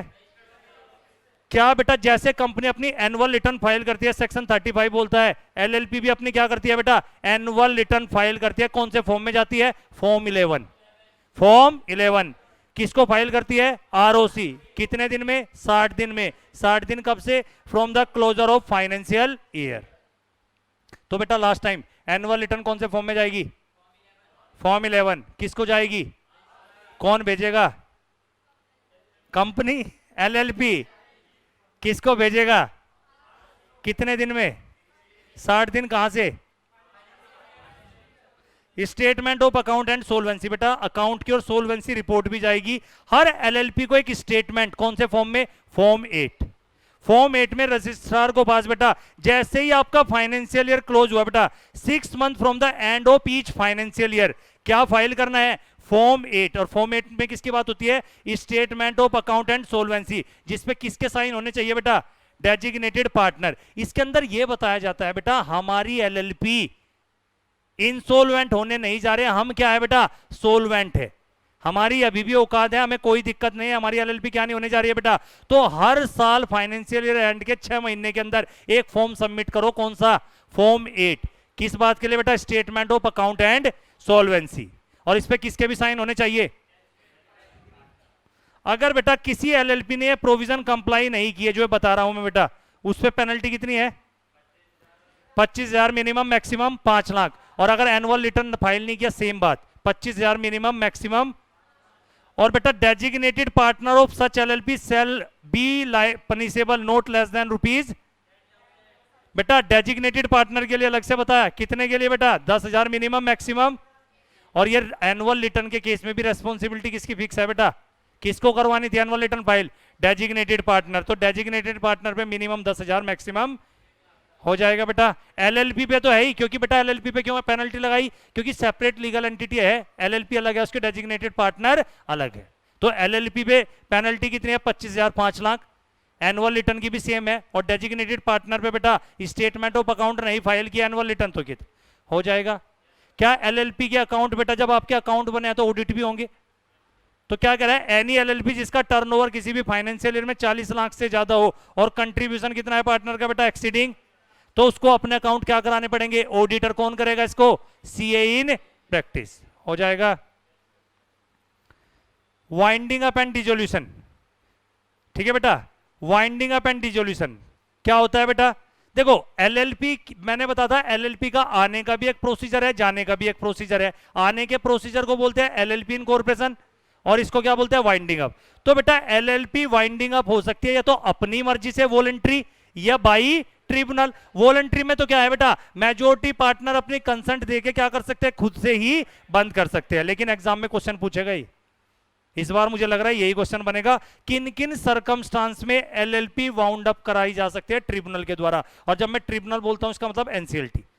बेटा 5 केस जब एनसीएलटी आपकी एलएलपी को क्या कर सकती है बेटा, वाउंड अप करा सकती है। पहले कब, अगर एलएलपी खुद ही डिसाइड कर लिया बेटा, अगर एलएलपी ने, एलएलपी के पार्टनर ने डिसाइड कर लिया कि देखो बेटा हम कराने को तो खुद से भी करा सकते हैं, लेकिन जब हम खुद से कराएंगे ना तो वो बोलेगा पीछे लड़का बेटा नहीं ऐसे नहीं होगा, तो लड़ाई झगड़े होने के चांस है। हम बंद तो कराना चाह रहे हैं वॉलंटरी, लेकिन किसकी देखरेख में कराना चाहते हैं हम, खुद से ही, ट्रिब्यूनल। तो अगर एलएलपी ने खुद डिसाइड कर लिया कि एलएलपी वाउंड अप होगी किसके द्वारा, ट्रिब्यूनल के द्वारा। सेकंड केस, अगर नंबर ऑफ पार्टनर क्या हो जाए, कम हो जाए, और वो फिर बेटा 6 महीने से ज्यादा तक आप बिजनेस कैरी करते रहे, तो ट्रिब्यूनल क्या भी ऑर्डर दे सकती है। भाई ट्रिब्यूनल को कहीं से खबर मिल गई ये क्या 2 से कम है और फिर भी बिजनेस कर रहे हो, तो बेटा एनसीएलटी क्या ऑर्डर दे सकता है उसका, वाउंड अप का। अगर एलएलपी क्या है बेटा, अनेबल टू पे इट्स डेट, कोई पैसा मांगने जाते हैं बोल देते हम पे नहीं है, जो करना है कर लो, तो एलएलपी बोलेगा ठीक है तुझे बंद कर देते। तो बेटा अगर कोई एलएलपी अनेबल टू पे इट्स डेट, अगर कोई एलएलपी बेटा देश की एकता और अखंडता के खिलाफ काम कर रही है, कोई हमारे यहाँ पे एलएलपी बनी हुई है आतंकवादियों को फंड भेजती है बेटा घुमा फिरा के एंट्री, तो उस केस में बेटा अगर कोई एलएलपी एक्ट कर रही है देश की एकता और अखंडता, हिंदी में ऐसे नहीं लिख के आना है, act against the interest of the sovereignty and integrity of India. अगर बेटा किसी एलएलपी ने डिफॉल्ट कर दिया क्या करने में, रजिस्ट्रार को, अपने स्टेटमेंट ऑफ अकाउंट एंड सोल्वेंसी कौन से फॉर्म में जाते हैं, फॉर्म 8, फॉर्म 8 फाइल नहीं किया, और एनुअल रिटर्न फॉर्म फाइल नहीं किया, कितने सालों तक, 5 कंजिक्यूटिव फाइनेंशियल ईयर, तो ऐसे बेस पे भी ट्रिब्यूनल आपकी एलएलपी का वाउंड अप कर सकता है। और लास्ट बेटा, अगर ट्रिब्यूनल का ओपिनियन है जस्ट एंड इक्विटेबल, मतलब 5 पॉइंट को छोड़ के किसी ने कोई और एप्लीकेशन लगा दी इनको बंद करो, और ट्रिब्यूनल को भी क्या लग रहा है यार वाकई बात तो ये सही कर रहा है, मान लीजिए ये लड़की बोल रही है कि सर यहां पे ना पैसों का गबन कर लेते हैं, क्या मैंने गबन वाली बात बताई कहीं, लेकिन तुमने गबन के बेस पे पैसों का गबन हो रहा है, यहाँ पे पता ही नहीं चल रहा, ट्रांसपेरेंसी नहीं है, मैं पार्टनर हूं, ये खुद पहुंच गए एनसीएलटी के पास, बंद कराओ, कह रहा किस ग्राउंड पे, कह रहे सर पता ही नहीं चलता मुझे, कुछ बुक ऑफ अकाउंट ही नहीं दिखाते और फ्रॉड हो रहा है, पैसे का गबन हो रहा है। क्या एनसीएलटी इस ग्राउंड को उचित मान सकती है, इसी को बोलते हैं जस्ट एंड इक्विटेबल, न्याय उचित। क्लियर। और बेटा ये हो गया आपका, ये आगे चलते हैं, partner and their relation, partner and their बेटा पर्सन एली, बस लास्ट उस पे आगे बेटा, लास्ट टॉपिक पे पहुंच गए हम, पार्टनर एंड देयर रिलेशन। बेटा कौन पर्सन एलिजिबल है, सेक्शन 22 बोलता है पार्टनर बनने के लिए, या तो जिनका नाम इनकॉर्पोरेशन डॉक्यूमेंट में सब्सक्राइब किया है वो पार्टनर हो सकते हैं, जरूरी नहीं जिनका नाम इनकॉर्पोरेशन डॉक्यूमेंट में सब्सक्राइब है वो ही पार्टनर हो सकते हैं, कोई अदर पार्टनर भी, अदर पर्सन भी क्या बन सकता है बेटा, पार्टनर बन सकता है, किसके अकॉर्डिंग, एलएलपी एग्रीमेंट। तो पार्टनर कैसे बन सकता है भाई, जिन्होंने भी अपना नाम इनकॉर्पोरेशन डॉक्यूमेंट में सब्सक्राइब करा है वो तो बन ही सकते हैं, साथ में एनी अदर पर्सन में become a partner of LLP in accordance with LLP agreement. Section 23 बेटा पार्टनर का रिलेशन, पार्टनर पार्टनर का आपस में रिलेशन, पार्टनर एलएलपी, मैंने बताया हुआ है तुम्हें बेटा राइट्स और ड्यूटी जो पार्टनर के होते हैं किससे गवर्न होते हैं, एलएलपी एग्रीमेंट, और अगर एलएलपी एग्रीमेंट एब्सेंस है बेटा तो किससे होंगे, rights and duties schedule first. बेटा एलएलपी एग्रीमेंट का फॉर्म कौन सा होता है, फॉर्म 3। एलएलपी एग्रीमेंट कितने दिन में फाइल करना होता है इनकॉर्पोरेशन से, और अगर एलएलपी एग्रीमेंट में चेंज करना हो तो कौन सा फॉर्म जाएगा, और कितने दिन में जाएगा आरओसी को, 30 दिन from the date of change. अब ध्यान से सुनना, अगर आपने कोई एग्रीमेंट बना लिया था बेटा, ध्यान से सुनो, अगर आपने कोई एग्रीमेंट राइटिंग में बनाया था इनकॉर्पोरेशन से पहले, हमने डिसाइड कर लिया था कि हम 4 मिलके एलएलपी खोलेंगे, हमने एग्रीमेंट बना लिया था 3 महीने पहले, उसके बाद क्या हुआ बेटा, हमने अपना नाम भी दे दिया था इनकॉर्पोरेशन डॉक्यूमेंट में, तो ध्यान से सुनो बेटा, जैसे ही आपकी एलएलपी इनकॉर्पोरेट हो गई उसके बाद फिर से तुम्हें क्या करना पड़ेगा, उस एग्रीमेंट को रेटिफाई करना पड़ेगा। मान लेते हैं बेटा incorporate any agreement in writing, मैंने कोई एग्रीमेंट बनाया था हम चारों पार्टनर ने, कब, इनकॉर्पोरेशन से पहले, the person who subscribe their name to incorporation document, बेटा इनकॉर्पोरेशन डॉक्यूमेंट में नाम देने से भी पहले हमने एक एग्रीमेंट बना लिया था, अब हमने इनकॉर्पोरेशन डॉक्यूमेंट में अपना नाम भी दे दिया, हमारी एलएलपी इनकॉर्पोरेट भी हो गई।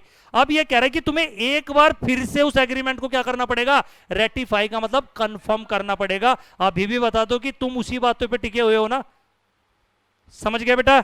If such agreement is ratify all the partner, अगर सारे वो पुराने वाला एग्रीमेंट जो इनकॉर्पोरेशन से पहले ही बन गया था उसको रेटिफाई कर दे after incorporation of the LLP, तो वो ऑब्लिगेशन इंपोज कर देता है एलएलपी पे। 24 क्या बोला बेटा, पार्टनरशिप में पार्टनर कब सीज हो जाएगा, भाई पार्टनर कैसे सीज होता है बेटा, a partner may be stop to be partner of, या तो एलएलपी एग्रीमेंट बनाते समय आप लिख दो कि कोई पार्टनर कैसे सीज होगा बेटा, विद अदर पार्टनर, और अगर एग्रीमेंट में आप लिखना भूल गए बेटा कि पार्टनरशिप कैसे सीज होगी बेटा, तो किसको नोटिस दे दीजिए, अदर पार्टनर को 30 दिन का नोटिस देके कि मैं रिजाइन दे रहा हूं, मैं यहां से जाना चाहता हूं, तो आप अपना क्या कर सकते हो, सीज हो सकते हो। तो 2 तरीके बताओ कैसे पार्टनर सीज हो सकता है, अपना इंटरेस्ट कैसे सीज कर सकता है, एज पर एलएलपी एग्रीमेंट, और अगर एलएलपी एग्रीमेंट में कुछ नहीं लिखा है, एब्सेंस है बेटा, by giving notice in writing not less than 30 दिन के अंदर टू अदर पार्टनर, जब से उसकी इंटेंशन है ना रिजाइन देने की 30 दिन में बता के अपना ये तो बेटा मे था, लेकिन ये 4 ऐसे केस है जहां पे सीज हो ही जाएगा। ये पार्टनर सेल, मेन सेल, डेथ, भाई अगर डेथ ही हो गई तो बेटा क्या हो जाएगा, सीज, डिसोल्यूशन ऑफ द, अगर उसको डिक्लेयर कर दिया है, उसने अप्लाई किया, मुझे क्या घोषित कर दो, और उसके एप्लीकेशन अभी क्या है, ऑब्लिगेशन ऑफ द पार्टनर, बेटा पार्टनर की क्या, जैसे ही पार्टनर एलएलपी से, बेटा देखो याद रखना, एक बात बताओ बच्चे, तुम पार्टनर आज ही तुमने छोड़ दी पार्टनरशिप, क्या तुम्हारी ऑब्लिगेशन आज से खत्म हो गई क्या, अगर उस बीच में जब आपने पार्टनर थे आपकी कोई ऑब्लिगेशन थी पार्टनर के प्रति, एलएलपी के प्रति या किसी थर्ड पार्टी, तो तुम्हारे चले जाने से तुम्हारी ऑब्लिगेशन सीज नहीं होगी, फ्यूचर के लिए सीज हो जाएगी आज के बाद, लेकिन जो तुम्हारी ऑब्लिगेशन थी उसके लिए तो आप क्या रहोगे, लाइबल रहोगे, भले ही आप पार्टनरशिप से सीज हो गए हो। क्या इफेक्ट होगा बेटा सीज होने का, बेटा अगर बेटा कोई भी पर्सन सीज हो जाता है partner of LLP in relation to any person, वो तब तक बेटा पार्टनर माना जाएगा, तुम ऑलरेडी सीज हो चुके हो तब तक, जब तक बेटा उसका नोटिस बाकी सभी, क्या बेटा, क्या तुम्हारे सीज होते ही सर क्या तुम्हें पार्टनर ये मान लिया जाएगा तुम पार्टनर नहीं हो, तभी माना जाएगा तुम सीज हो गए जब बेटा such person has notice that the former partner has cease to be, इसका मतलब क्या है, हाँ बच्चे पहले हमें क्या देना पड़ेगा, भाई पहली बात सबको पता चल चुका है कि ये बंदा क्या हो चुका है, सीज हो गया है, तभी उसे सीज मानेंगे, और दूसरा उसका नोटिस फॉर्मर पार्टनर का जो सीज हुआ है वो किसको भी डिलीवर कर दिया हमने, रजिस्ट्रार, अब तो रजिस्ट्रार को भी मिल गया बेटा। तो याद रखना बेटा किसी को एकदम सीज हो जाने से बेटा, तो क्या लिखा हुआ है, वेर ए पर्सन है cease to be partner of LLP,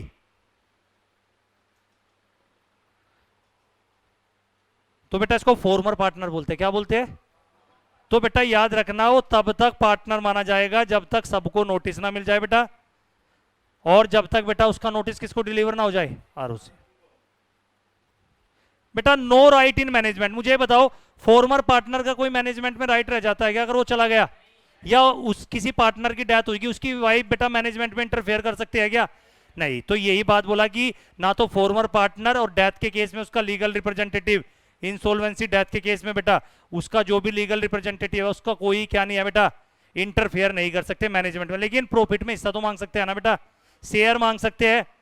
तो बेटा वो पार्टनर जो सीज हो गया है बेटा, और जो भी डेथ के केस में जो भी बेटा उसका कोई भी बेटा जो भी उसका रिप्रेजेंटेटिव है वो क्या ले सकता है बेटा, प्रॉफिट में हिस्सा ले सकता है। कितना बेटा, या तो अमाउंट इक्वल टू जितना उसने कैपिटल कॉन्ट्रीब्यूशन कर रखा था उसमें, या बेटा एक बात बताओ अगर हमारी कंपनी को कोई प्रॉफिट था लेकिन उसी साल हमें लॉस भी हुए हैं, तो जब हम तुम्हें हिस्सा देंगे तो लॉस को डिडक्ट करेंगे या नहीं करेंगे, एक्चुअल प्रॉफिट में तो लॉस डिडक्ट कर दो, जो बचा उसमें से आपको क्या मिलेगा बेटा, हिस्सा मिलेगा। या तो जितना कंट्रीब्यूशन किया उतना फॉर्मर पार्टनर को मिलेगा, या डेथ के केस में उसके लीगल रिप्रेजेंटेटिव को इंसॉल्वेंसी के।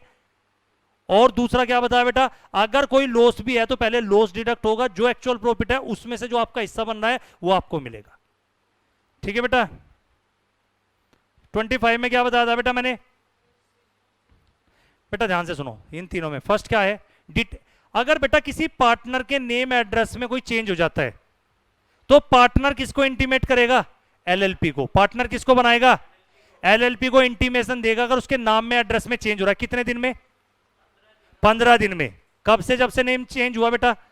और effect of non compliance, partner को पनिशेबल हो सकता है। मिनिमम कितना बेटा फाइन, 25,000 मिनिमम और मैक्सिमम।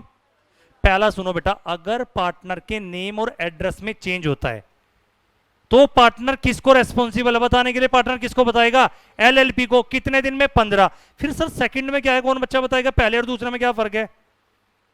दूसरे में भी यही लिखा हुआ है मैंने, change in name of partner और एड्रेस ऑफ पार्टनर। भाई तुम तो बताओगे किसको, और एलएलपी किसको बता रही है। अब जो तुमने बताया, और कितने दिन में, 30 दिन में। बस ये फर्क समझना, जब तुम्हारे नाम में चेंज हुआ तुमने एलएलपी को 15 दिन में बताया, एलएलपी 30 दिन में किसको बता रही है, रजिस्ट्रार को।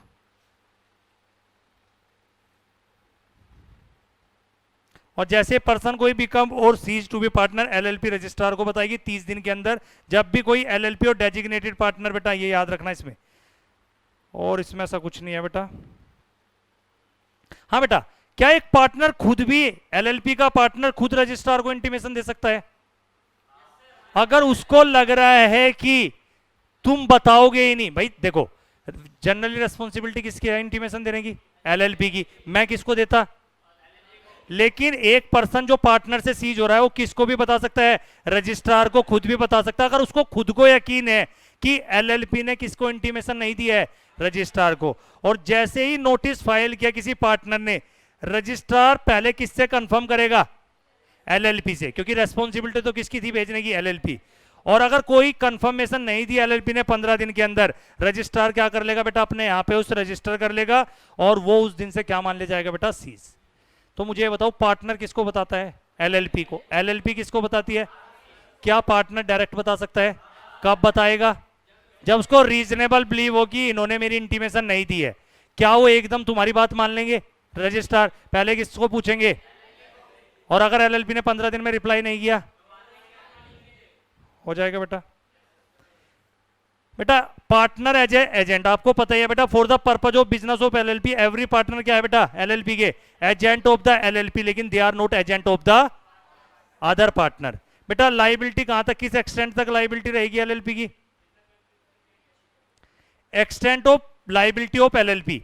एलएलपी नॉट लाइबल, एलएलपी क्या नहीं है बेटा, a LLP is not bound by anything done by a partner in dealing with a person. बेटा अगर कोई पार्टनर ने अपनी अथॉरिटी से बाहर जाके कोई काम किया है, क्या उसके लिए एलएलपी लाइबल रहेगी।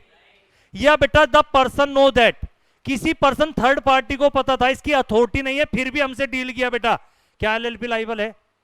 तो दो केस बताओ मुझे जहां पे एलएलपी लाइबल नहीं है। पार्टनर की कोई अथॉरिटी नहीं थी बेटा, उसने अपने अथॉरिटी से बाहर जाके काम किया, या जो हमारे साथ थर्ड पार्टी डील कर रही है उस पार्टनर के साथ उसको नॉलेज थी, इसकी अथॉरिटी नहीं फिर भी उसने डील किया, बेटा उस केस में कौन लाइबल नहीं होगी, ये तो हो गया बेटा। एलएलपी लाइबल कब होगी? अगर बेटा ऑर्डिनरी कोर्स ऑफ बिजनेस में, एलएलपी के ऑर्डिनरी कोर्स ऑफ बिजनेस में मैंने कोई डिसीजन लिया, काम किया गुड इंटेंशन के साथ, लेकिन मुझसे गलती हो गई, उसमें बेटा पार्टनर लाइबल है या एलएलपी? एलएलपी भाई, तभी तो बोलते हैं पार्टनर की लाइबिलिटी नॉर्मली क्या होती है? लिमिटेड। तो कह रहा है LLP is liable if a partner of LLP to any person as a result of wrongful act. मेरे से कोई रॉन्गफुल एक्ट, भाई किसी भी इंसान से गलती हो सकती है। रॉन्गफुल एक्ट और ओमिशन किसके पार्ट पे हुआ है? उसके in the course of his business of the LLP, और उसने वो अथॉरिटी में, भाई मैं अपनी अथॉरिटी में काम करते समय मेरे से गलती हो सकती है नहीं? बेटा आन्या मैम यहां काम कर रही है, पता चला 1-2 हजार का नोट के भी बच्चा नकली दे गया, तो उसके लिए पाठशाला लाइबल है या आन्या मैम में? ठीक है बेटा। तो बेटा सोल लाइबिलिटी ऑफ एलएलपी, बेटा लाइबिलिटी कहां से पे ऑफ करती है एलएलपी? अपनी प्रॉपर्टी से, क्योंकि प्रॉपर्टी किसके नाम पे होती है? बेटा कोई पर्सनल लाइबिलिटी पार्टनर की नहीं होती है। Partner not personally liable directly indirectly for an obligation of LLP. बेटा अगर वो एलएलपी के बिहाफ पे काम करते हैं, उसकी कोई लाइबिलिटी अराइज हो जाती है, उसमें कोई पर्सनल उसकी लाइबिलिटी नहीं है, पर्सनल प्रॉपर्टी अटैच नहीं कर सकते। लेकिन अगर उसने कोई रॉन्गफुल एक्ट किया है, partner, a partner shall be personal for his own wrongful act और omission, a partner shall not be personal liable. तो देखो बेटा अब दो बातें हैं, इंटेंशन चेक की जाएगी, अथॉरिटी के अंदर क्या है या विदाउट अथॉरिटी, बस दो बातें याद रखना बेटा। Unlimited liability in case of, अगर बेटा कोई फ्रॉड किया, अगर कोई एक्ट किया एलएलपी ने बेटा या उसके पार्टनर ने, जिसकी इंटेंशन ही क्या थी? मैंने एलएलपी बनाई थी क्रेडिटर का पैसा मारने के लिए बेटा, मेरा इंटेंशन ही क्या थी? Fraudulent purpose. तो एलएलपी की और उसके पार्टनर जिनकी इंटेंशन ही क्रेडिटर के साथ डी फ्रॉड करने की थी, उनको बेटा अनलिमिटेड लाइबिलिटी होगी। तो LLP, partner, designated partner, employee, तुम्हारी वजह से अगर किसी को नुकसान हुआ है, तुम्हारी इंटेंशन ही फ्रॉड करने की थी बेटा, आपने फ्रॉड इंटेंशन के तहत ही आपने एलएलपी बनाई थी, उस केस में जो थर्ड पार्टी को नुकसान हुआ है तुम्हारी वजह से, उसका लॉस भी तुम बियर करोगे, कंपनसेट करोगे। और फाइन एंड पेनल्टी क्या है बेटा? अगर कोई बिजनेस कैरी किया जा रहा है फ्रॉड इंटेंशन के साथ बेटा, इंप्रीजमेंट मैक्सिमम 2 साल, फाइन 50,000 मैक्सिमम। लेकिन एलएलपी लाइबल नहीं होगी उस एक्ट के लिए जिसमें पार्टनर, डेजिग्नेटेड पार्टनर, एम्प्लॉय ने एक्ट तो किया था फ्रॉडलेंटली, लेकिन किसकी नॉलेज के बिना? Without the knowledge of. Whistle blowing का एक कंसेप्ट था बेटा, रिडक्शन इन पेनल्टी, क्या था बेटा ये?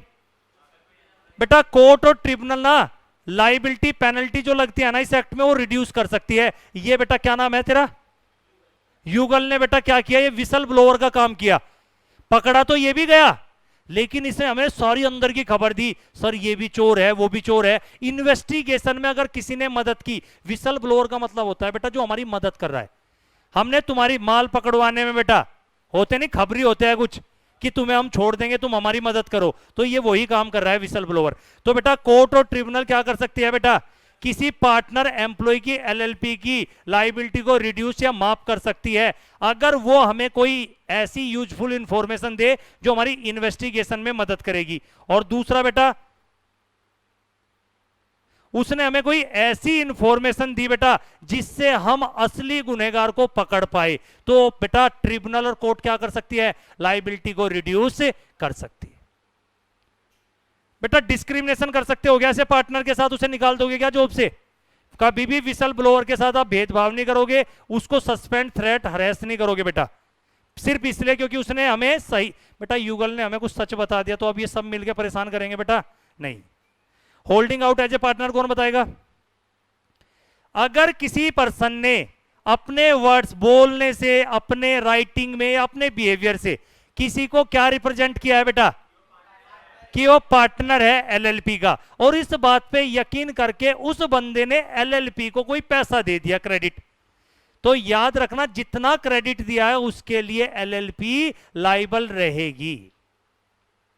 अगर किसी पर्सन ने अपने स्पोकन, राइटन और कंडक्ट के बिहेवियर से बेटा, अपने कंडक्ट से क्या रिप्रेजेंट किया है किसी को? कि पार्टनर ऑफ एलएलपी। और याद रखना बेटा और किसी ने फेथ पे बेटा उसका यकीन करके हमारी एलएलपी को क्या दे दिया बेटा? पैसे दे दिए बेटा, तो वो क्या करेगी बेटा? ये, तो ये याद रखना बेटा। हाँ बेटा, use of deceased partner name, अगर भाई कोई पार्टनर की डेथ हो गई और तुम उसका नाम आज भी यूज कर रहे हो बेटा, कौन लाइबल होगा? Where after a partner death the business is continue same LLP name, continue use of that name of deceased partner, name shall not itself make his legal representative, उसके लीगल रिप्रेजेंटेटिव को आप liable नहीं कर सकते। भाई अगर किसी की डेथ हो गई और फिर भी उसका नाम यूज कर रहे हो तो उसका लीगल रिप्रेजेंटेटिव डेथ के बाद लाइबल नहीं हो। कोई दिक्कत? क्या बेटा फॉरेन एलएलपी हो सकती है? जैसे कंपनी हो सकती है वैसे बेटा एलएलपी का मतलब जो इनकॉर्पोरेटेड रजिस्टर्ड कहां पे हुई है बेटा? आउटसाइड। और प्लेस ऑफ बिजनेस कहां पे है? इंडिया में। बेटा फॉरेन एलएलपी क्या हो सकती है बेटा? कि पार्टनर हो सकती है। और सेंट्रल गवर्नमेंट ने बेटा अगर आप बिजनेस में इंडिया कैरी कर रहे हो फॉरेन एलएलपी के लिए रूल्स रेगुलेशन बना रहे हैं तो उन फॉरेन एलएलपी को रूल्स रेगुलेशन फॉलो करना पड़ेगा। एलएलपी एग्रीमेंट तुम्हें पता ही है बेटा, कंटेंट पढ़ा दिया। फाइनेंशियल ईयर याद रखना बेटा, जनरली फाइनेंशियल ईयर कब होता है? 1 अप्रैल से लेके, लेकिन यहां पे ध्यान से सुनना, अगर कोई एलएलपी आफ्टर 30 सितंबर बेटा बनी है तो उसका फाइनेंशियल ईयर कब तक जाएगा? मतलब क्या है, कौन बताएगा बेटा? अगर दो चीज चेक करना, मेरी एलएलपी या तो कब इनकॉर्पोरेट हुई है? 30 से पहले या 30 के बाद। अगर 30 सितंबर को मेरी कोई एलएलपी बनी है तो मेरा मान लेते 30 सितंबर बेटा 2018, तो मुझे पहले तो ये बताओ फाइनेंशियल ईयर 30 सितंबर 2018 को मैंने एलएलपी बनाई, पहले मुझे जनरली फाइनेंशियल ईयर बताओ। 31 मार्च 2019 होता नॉर्मल, लेकिन इसका कब तक जाएगा? नेक्स्ट ईयर तक, अगले साल तक। लेकिन अगर एक दिन का फर्क डाल दे, 30 सितंबर को ना बन के मेरी कब बनी है? एक दिन पहले का मतलब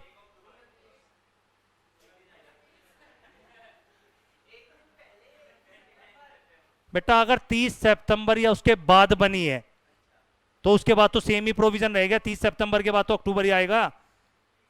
से मैं कह रहा हूं 2 चीजें बताओ, in case of LLP incorporated after 30 सितंबर, तो इसका मतलब दूसरा केस ये भी तो होगा तो 30 से पहले बनी होगी, 28 सितंबर, 25 सितंबर, अगस्त।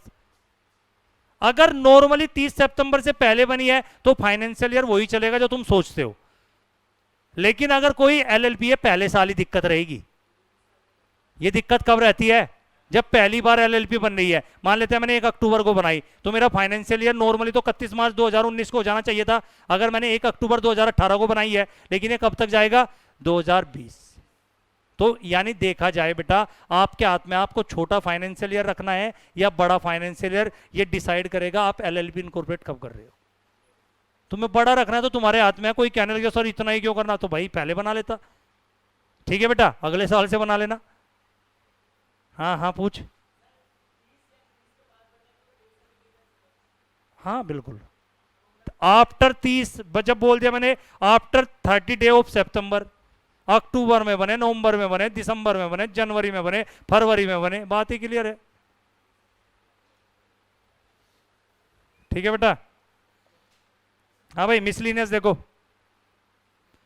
बेटा, एक बात बताओ, अगर कोई, ध्यान से सुनो, अगर किसी पार्टनर ने बेटा उधार दिया है बिजनेस को, एलएलपी को, कोई पार्टनर ने अपनी एलएलपी को पार्टनर ने बेटा कोई उधार दिया है तो उसके अधिकार सेम वैसे रहेंगे जैसे कोई थर्ड। देखो बेटा मेरी एलएलपी को कोई उधार देता तो उसके जो राइट ऑब्लिगेशन होते हैं वैसे ही किसके रहेंगे बेटा? अगर एलएलपी को मेरे पार्टनर ने कोई उधार दिया है बेटा या एलएलपी के साथ कोई ट्रांजैक्शन की है तो सेम राइट ऑब्लिगेशन रहेंगे बेटा, जैसे किसी और के होते बेटा, सेम राइट किसके भी रहेंगे। भाई मैंने अपने एलएलपी को उधार दिया है, कोई और देता तो उसके भी राइट्स थे ना, मांग सकता था, केस कर सकता था, सेम राइट्स ऑब्लिगेशन मेरे भी रहेंगे बेटा। Application of provision of companies act, central government बेटा ऑफिशियल गैजेट में नोटिफिकेशन लाके क्या इशू कर सकती है कि any provision of companies act किस पे भी अप्लाई होंगे बेटा? सेंट्रल गवर्नमेंट नोटिफिकेशन के द्वारा कंपनीज एक्ट के प्रोविजन किस पे अप्लाई करवा सकती है? एलएलपी। या बेटा क्या कर सकती है? एज इट इज नहीं होंगे, कुछ उसमें क्या करवा सकती है बेटा? एलएलपी पे तो अप्लाई होंगे, एक्सेप्शन मॉडिफिकेशन करा के।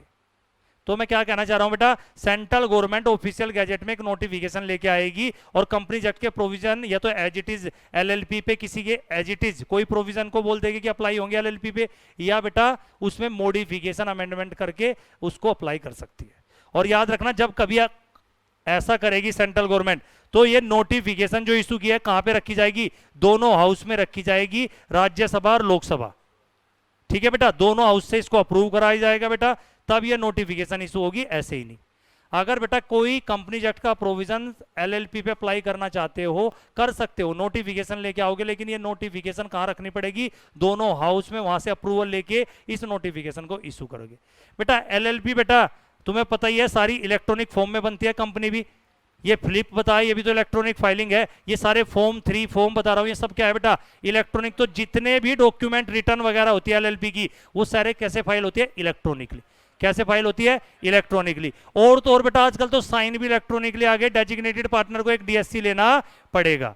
तो आपको है बेटा तो कॉपी और एक्सट्रैक्ट जो भी डॉक्यूमेंट है बेटा, आपको जो भी चाहिए बेटा वो भी आपको मेल पे भेज दिए जाते हैं। तो मैं सिर्फ ये क्या बताना चाह रहा है बेटा, एलएलपी के सारे डॉक्यूमेंट, एलएलपी बनती फिलिप से है, ये क्या हो गया? इलेक्ट्रॉनिकली। और यही जैसे ओरिजिनल डॉक्यूमेंट के एविडेंस होते हैं ना, ये एविडेंस भी उसी तरीके से ट्रीट किया जाता है जैसे कागजों वाले वो होते हैं बेटा। बेटा अगर आपने बिलेटेड फाइलिंग लेट कर दिया बेटा, अगर कोई डॉक्यूमेंट रिटर्न आपने इस एक्ट के अकॉर्डिंग फाइल नहीं की, जो टाइम पीरियड दे रखा था बेटा, तो आप बाद में भी कर सकते हो बेटा। कितने दिन के अंदर बेटा? 300 दिन के टाइम के अंदर अंदर कर सकते हो। लेकिन इसके लिए आपको क्या देनी पड़ेगी? एडिशनल फीस देनी पड़ेगी, 100 रुपए फॉर एवरी डे। तो क्या भाई अगर आप कोई टाइम पे डॉक्यूमेंट फाइल नहीं कर पाए तो क्या एक्सटेंशन मिल सकती है? क्या मिल सकती है? डिले हो गए तो भी इस एक्ट में जो टाइम पीरियड था उसमें डॉक्यूमेंट फाइल नहीं कर पाए तो आप 300 दिन तक कर सकते हो, 100 रुपए एडिशनल फीस देके पर डे। हो जाएगा बेटा? पक्का? और रेजिडेंट इंडिया भी आया था ना एक वर्ड बेटा, क्योंकि कहां आया था रेजिडेंट इन इंडिया, कोई बताएगा? डेजिग्नेटेड पार्टनर में से एक। तो यहां पे रेजिडेंट इन इंडिया का मतलब क्या होता है बेटा? जो 120 दिन कम से कम हो जाएगा बेटा इंडिया में स्टे किया हो जाएगा बेटा। अब ध्यान से सुनो, तुम्हें लग रहा होगा खत्म हो गया, 3 बातें और रह गई। हमें पता है ना क्या रह गया, उसके बाद तुम्हारा 100% हो गया। और फिर मुझे नहीं पता कौन सा डाउट आता है तुम्हारा, है? कान पे इतना मारूंगा ना तेरे। मोड ऑफ वाइंडिंग अब बता रहे हैं, 5 केस वॉलंटरी के बता के ना, ट्रिब्यूनल के।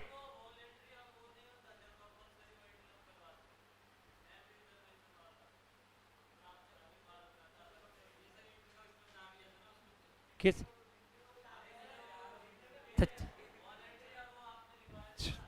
अपने मॉड्यूल भी देखा कभी तूने? रिवीजन हो रहा है, एक्स्ट्रा ज्ञान क्लास में दिया जाता है। रिवीजन क्लास में जितना है मोड्स पढ़ा चुका हूं, वॉलंटरी बताया तो बेटा अपनी मर्जी से खुद करा सकती है। और ट्रिब्यूनल 6 ग्राउंड पे वाइंडिंग अप। चलो बेटा लास्ट बस 5 मिनट, फिर छुट्टी बेटा। छुट्टी का मतलब ब्रेक, फिर उसके बाद कंपनी चेक। अब ये लगाओ बेटा 1 घंटे में एलएलपी हो गया, और वो भी देखा जाए सारा। बेटा पहली क्लास ले रहा है ना, समझ में आया? नहीं अभी समझ में आया नहीं? अगर इसको 1 घंटे में समझ में आ सकता है तो तुम्हारी बुद्धि कैसी है बेटा? जो मेरी पहली क्लास में बैठा है रिवीजन में, वरना तो सो जाता है, भाग जाता।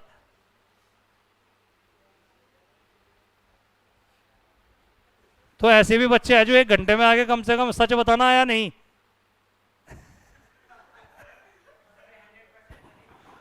बेटा 30% भी आ जाए पहली डे में, कोई बैठना झेलना होता है अपने आप में। ठीक है बेटा, लेकिन आज जाके पढ़ेगा तो डाउट ही तो हो सकता है, लेकिन कुछ तो आइडिया मिल जाएगा ना चैप्टर का। पेपर कब है? और फिर भी नहीं आता था, दिखाता मुझे कभी नहीं तू। अच्छा अच्छा, चलो बेटा, चलो भाई लास्ट लास्ट बेटा। हाँ भाई सीएम में वालों बेटा, देखो बेटा 4 सेक्शन रह गए फिर छुट्टी। रजिस्टर्ड ऑफिस क्या बेटा? कंपनी का रजिस्टर्ड ऑफिस होता है, एलएलपी का भी रजिस्टर्ड ऑफिस होता है। क्यों होता है बेटा? सारे रिकॉर्ड कहां पे मेंटेन होते हैं? Registered office. तो हर एलएलपी का जैसे कंपनी का रजिस्टर्ड ऑफिस होता है बेटा, एलएलपी का रजिस्टर्ड ऑफिस होना चाहिए। क्यों होना चाहिए? ताकि हम कम्युनिकेट कर सके, नोटिस सर्व कर सके, नोटिस रिसीव कर सके बेटा। तो रजिस्टर्ड ऑफिस हर एलएलपी का होना चाहिए बेटा। क्या रजिस्टर्ड ऑफिस शिफ्ट हो सकता है? अगर दिल्ली में मेरा रजिस्टर्ड ऑफिस है तो बेटा रजिस्टर्ड ऑफिस शिफ्ट हो सकता है, 2 केस, ये इंपॉर्टेंट है। मुझे सपने में दिखा था बेटा, पेपर में आ रहा है, लिख लेना। तो 2 नहीं आ सकते बेटा। रजिस्टर्ड ऑफिस, क्या हर एलएलपी का एक रजिस्टर्ड ऑफिस होना चाहिए? क्यों होना चाहिए? पर रीजन लिख के आना, to maintain record of the LLP, communication, notice receive. भाई एक बात बताओ, तुम अपना बीकॉम का रजिस्ट्रेशन कराते हो, अपने घर का एड्रेस दे के आते हो, तभी तो वहां डॉक्यूमेंट आएंगे ना। तो एलएलपी पे किसी को मिलना, उसके रजिस्टर्ड ऑफिस पे कुछ भेजना हो, आरओसी कुछ पूछना चाहती है, तो क्या होना चाहिए बेटा आपका? Registered office. क्या बेटा रजिस्टर्ड ऑफिस शिफ्ट हो सकता है? बिल्कुल हो सकता है। देखो ऐसे सिंपल सा चार्ट बना के आना तुम भी। 2 चीजें, या तो बेटा registered office with in same state हो रहा है। सेम स्टेट का मतलब यूपी में हम प्रयागराज में है बेटा, और हम वाराणसी में चले गए, हम मथुरा से मेरठ चले गए, मुजफ्फरनगर से बेटा कहां चले गए? सहारनपुर चले गए, तो ये विद इन सेम स्टेट है ना। कुछ बच्चे तो ऐसे भी होंगे, केस स्टडी आ गए, सर आपने स्टेट के अंदर शहर के नाम तो बताए नहीं थे, मुझे तो पता ही नहीं था भटिंडर मोगा किधर है। भाई पंजाब में भटिंडर, ये जो भी है, तो ये अपने आप ही समझने पड़ेंगे वहां पे। अब बिहार में समस्तीपुर से छपरा चले गए। हाँ बेटा चलो, तो सेम स्टेट में क्या बोलते हैं बेटा? सबसे पहले अगर with in same state registered office, super power क्या होती है इसमें? LLP agreement. किसके अकॉर्डिंग कर सकते हो? जो तुमने एलएलपी एग्रीमेंट में लिखा है। अगर consent of all partner where, LLP agreement में बेटा कुछ नहीं लिखा था, तो सबकी कंसेंट लेके, और जैसे ही आप registered office with in same state करते हो, इंटीमेशन किसको देनी होती है? आरओसी को। कौन से फॉर्म में? 15 फॉर्म 15 कितने दिन? 30 दिन। कब से? मेरे जन्मदिन से। शिफ्टिंग ऑफ रजिस्टर्ड ऑफिस तो हो जाएगा विद इन सेम स्टेट। पहला केस किससे? अकॉर्डिंग टू एलएलपी एग्रीमेंट, या फिर consent of all LLP agreement. बेटा कंसेंट सारे पार्टनर की ले लो, अगर एलएलपी एग्रीमेंट में कुछ नहीं लिखा है। और तीसरा किसको इंटीमेशन देनी है? आरओसी। कौन से फॉर्म में? कितने दिन के अंदर? 30 दिन के अंदर। इधर बेटा वन स्टेट टू अनदर, बेटा हम जा रहे हैं बेटा यूपी से हरियाणा, हरियाणा से पंजाब, पंजाब से ये, वन स्टेट टू अनदर भी रजिस्टर्ड ऑफिस शिफ्ट हो सकता है। बिल्कुल। तीनों में सेम सेम क्यों लिखा है? सेम बात है। आगे नई बात कौन सी है? सेम सेम नहीं पढ़ते बेटा, फोर्थ पढ़ते हैं। ये तीनों तो सेम, तुम सेम सेम मत लिख के आ जाना, तुम्हें लिखना पड़ेगा। फोर्थ बेटा किसकी भी कंसेंट चाहिए? Secured creditor. अगर हमारा वन स्टेट टू अनदर जा रहा है बेटा, यूपी के बैंक से लोन लेके आप कहां चले जाओगे? तमिलनाडु। वो यूपी वाला बैंक परेशान नहीं होता फिरेगा। तो बेटा सिक्योर्ड क्रेडिटर जो हमारे हैं उनकी कंसेंट लो। सिक्योर्ड क्रेडिटर की क्या लो बेटा? कंसेंट। एलएलपी साथ में क्या करेगी बेटा? एक पब्लिश करेगी जनरल नोटिस, न्यूज़पेपर एडवर्टाइजमेंट कराएगी बेटा। कहां पे कराएगी? इंग्लिश लैंग्वेज और वर्नाकुलर। 2 नई बात जोड़ देना बेटा, एक तो कंसेंट चाहिए सिक्योर्ड क्रेडिटर की, अगर एलएलपी में सिक्योर्ड क्रेडिटर है तो। अगर सिक्योर्ड क्रेडिटर है नहीं तो जबरदस्ती ले लोगे कंसेंट। और दूसरा बेटा क्या कराओगे आप शिफ्टिंग करने से पहले न्यूज़पेपर एडवर्टाइजमेंट कराओगे बेटा। ठीक है बेटा। कहां पे? इंग्लिश न्यूज़पेपर, वर्नाकुलर न्यूज़पेपर, जहां पे आपका रजिस्टर्ड ऑफिस सिचुएटेड है। और ये न्यूज़पेपर एडवर्टाइजमेंट और ये जो क्रेडिटर की आपने कंसेंट ली है, ये भी किसको फाइल करनी है बेटा? रजिस्ट्रार को। कौन से फॉर्म में? 15 में। समझ आया नहीं? 3 चीजें नहीं हो गई। सिक्योर्ड क्रेडिटर की consent, newspaper advertisement, English newspaper, vernacular, जहां पे रजिस्टर्ड ऑफिस सिचुएटेड है वहां पे न्यूज़पेपर एडवर्टाइजमेंट करा दो। और बेटा न्यूज़पेपर एडवर्टाइजमेंट की कटिंग की कॉपी और क्रेडिटर की कंसेंट आपको फॉर्म 15 के साथ फाइल कर देनी है। हो जाएगा? ये तो मैं करा चुका हूं बेटा। चलो एनुअल रिटर्न हो गया। हाँ बेटा आगे आगे एक सेकेंड। हाँ बेटा ये जो पढ़ा ना तुमने, ये 13 में पढ़ा है, सेक्शन 13। सेक्शन 14 क्या बोलता है? अगर एक बार आपकी एलएलपी रजिस्टर्ड हो जाए बेटा, उसका इफेक्ट क्या होता है? जितनी भी मैंने कैरेक्टरिस्टिक बताई है वो सारी इफेक्ट में आ जाती है बेटा। अगर आपकी एलएलपी रजिस्टर्ड हो जाए तो रजिस्ट्रेशन का क्या फर्क पड़ेगा? On registration of sue and be sue, LLP अपने नाम से स्यू कर सकते हैं, एलएलपी पे कोई स्यू कर सकता है। एलएलपी की कॉमन सील आ जाएगी, वो अपनी प्रॉपर्टी एक्वायर होल्ड कर सकती है, बेच सकती है बेटा। सेपरेट लीगल एंटिटी का स्टेटस मिल जाएगा और परपीचुअल सक्सेशन का कंसेप्ट आ जाएगा। है कुछ? तो बेटा रजिस्ट्रेशन होने का इफेक्ट क्या है? नेम बेटा हर एलएलपी के नाम में लिमिटेड लायबिलिटी पार्टनरशिप होना चाहिए। एक्रोनिम या शॉर्ट में क्या लिख सकते हो? एलएलपी। बेटा कोई भी एलएलपी ऐसे नाम से रजिस्टर्ड नहीं हो सकती जो सेंट्रल गवर्नमेंट की नजरों में अनडिजायरेबल है। बेटा एक बात बताओ, क्या मैं दूसरी एलएलपी के नाम से आइडेंटिकल नेम से रजिस्टर्ड करा सकता हूं क्या? बेटा ना, name should not be identical, name should not B.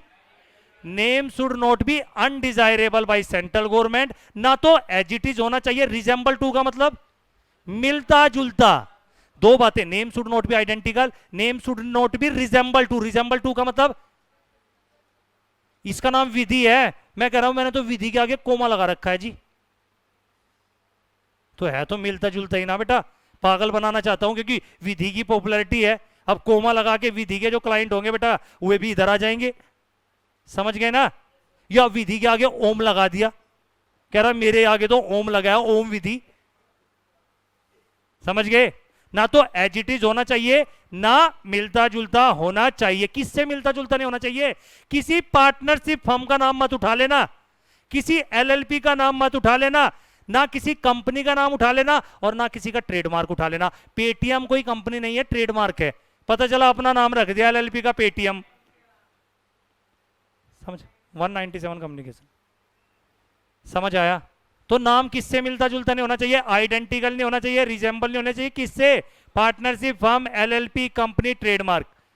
हो जाएगा बेटा। भाई नाम कैसे रिजर्व करोगे, तो बात समझ में आ गई थी तुम्हें। या तो रन एलएलपी के थ्रू या बेटा फिलिप के थ्रू। और नाम कितने दिन तक रिजर्व रहता है?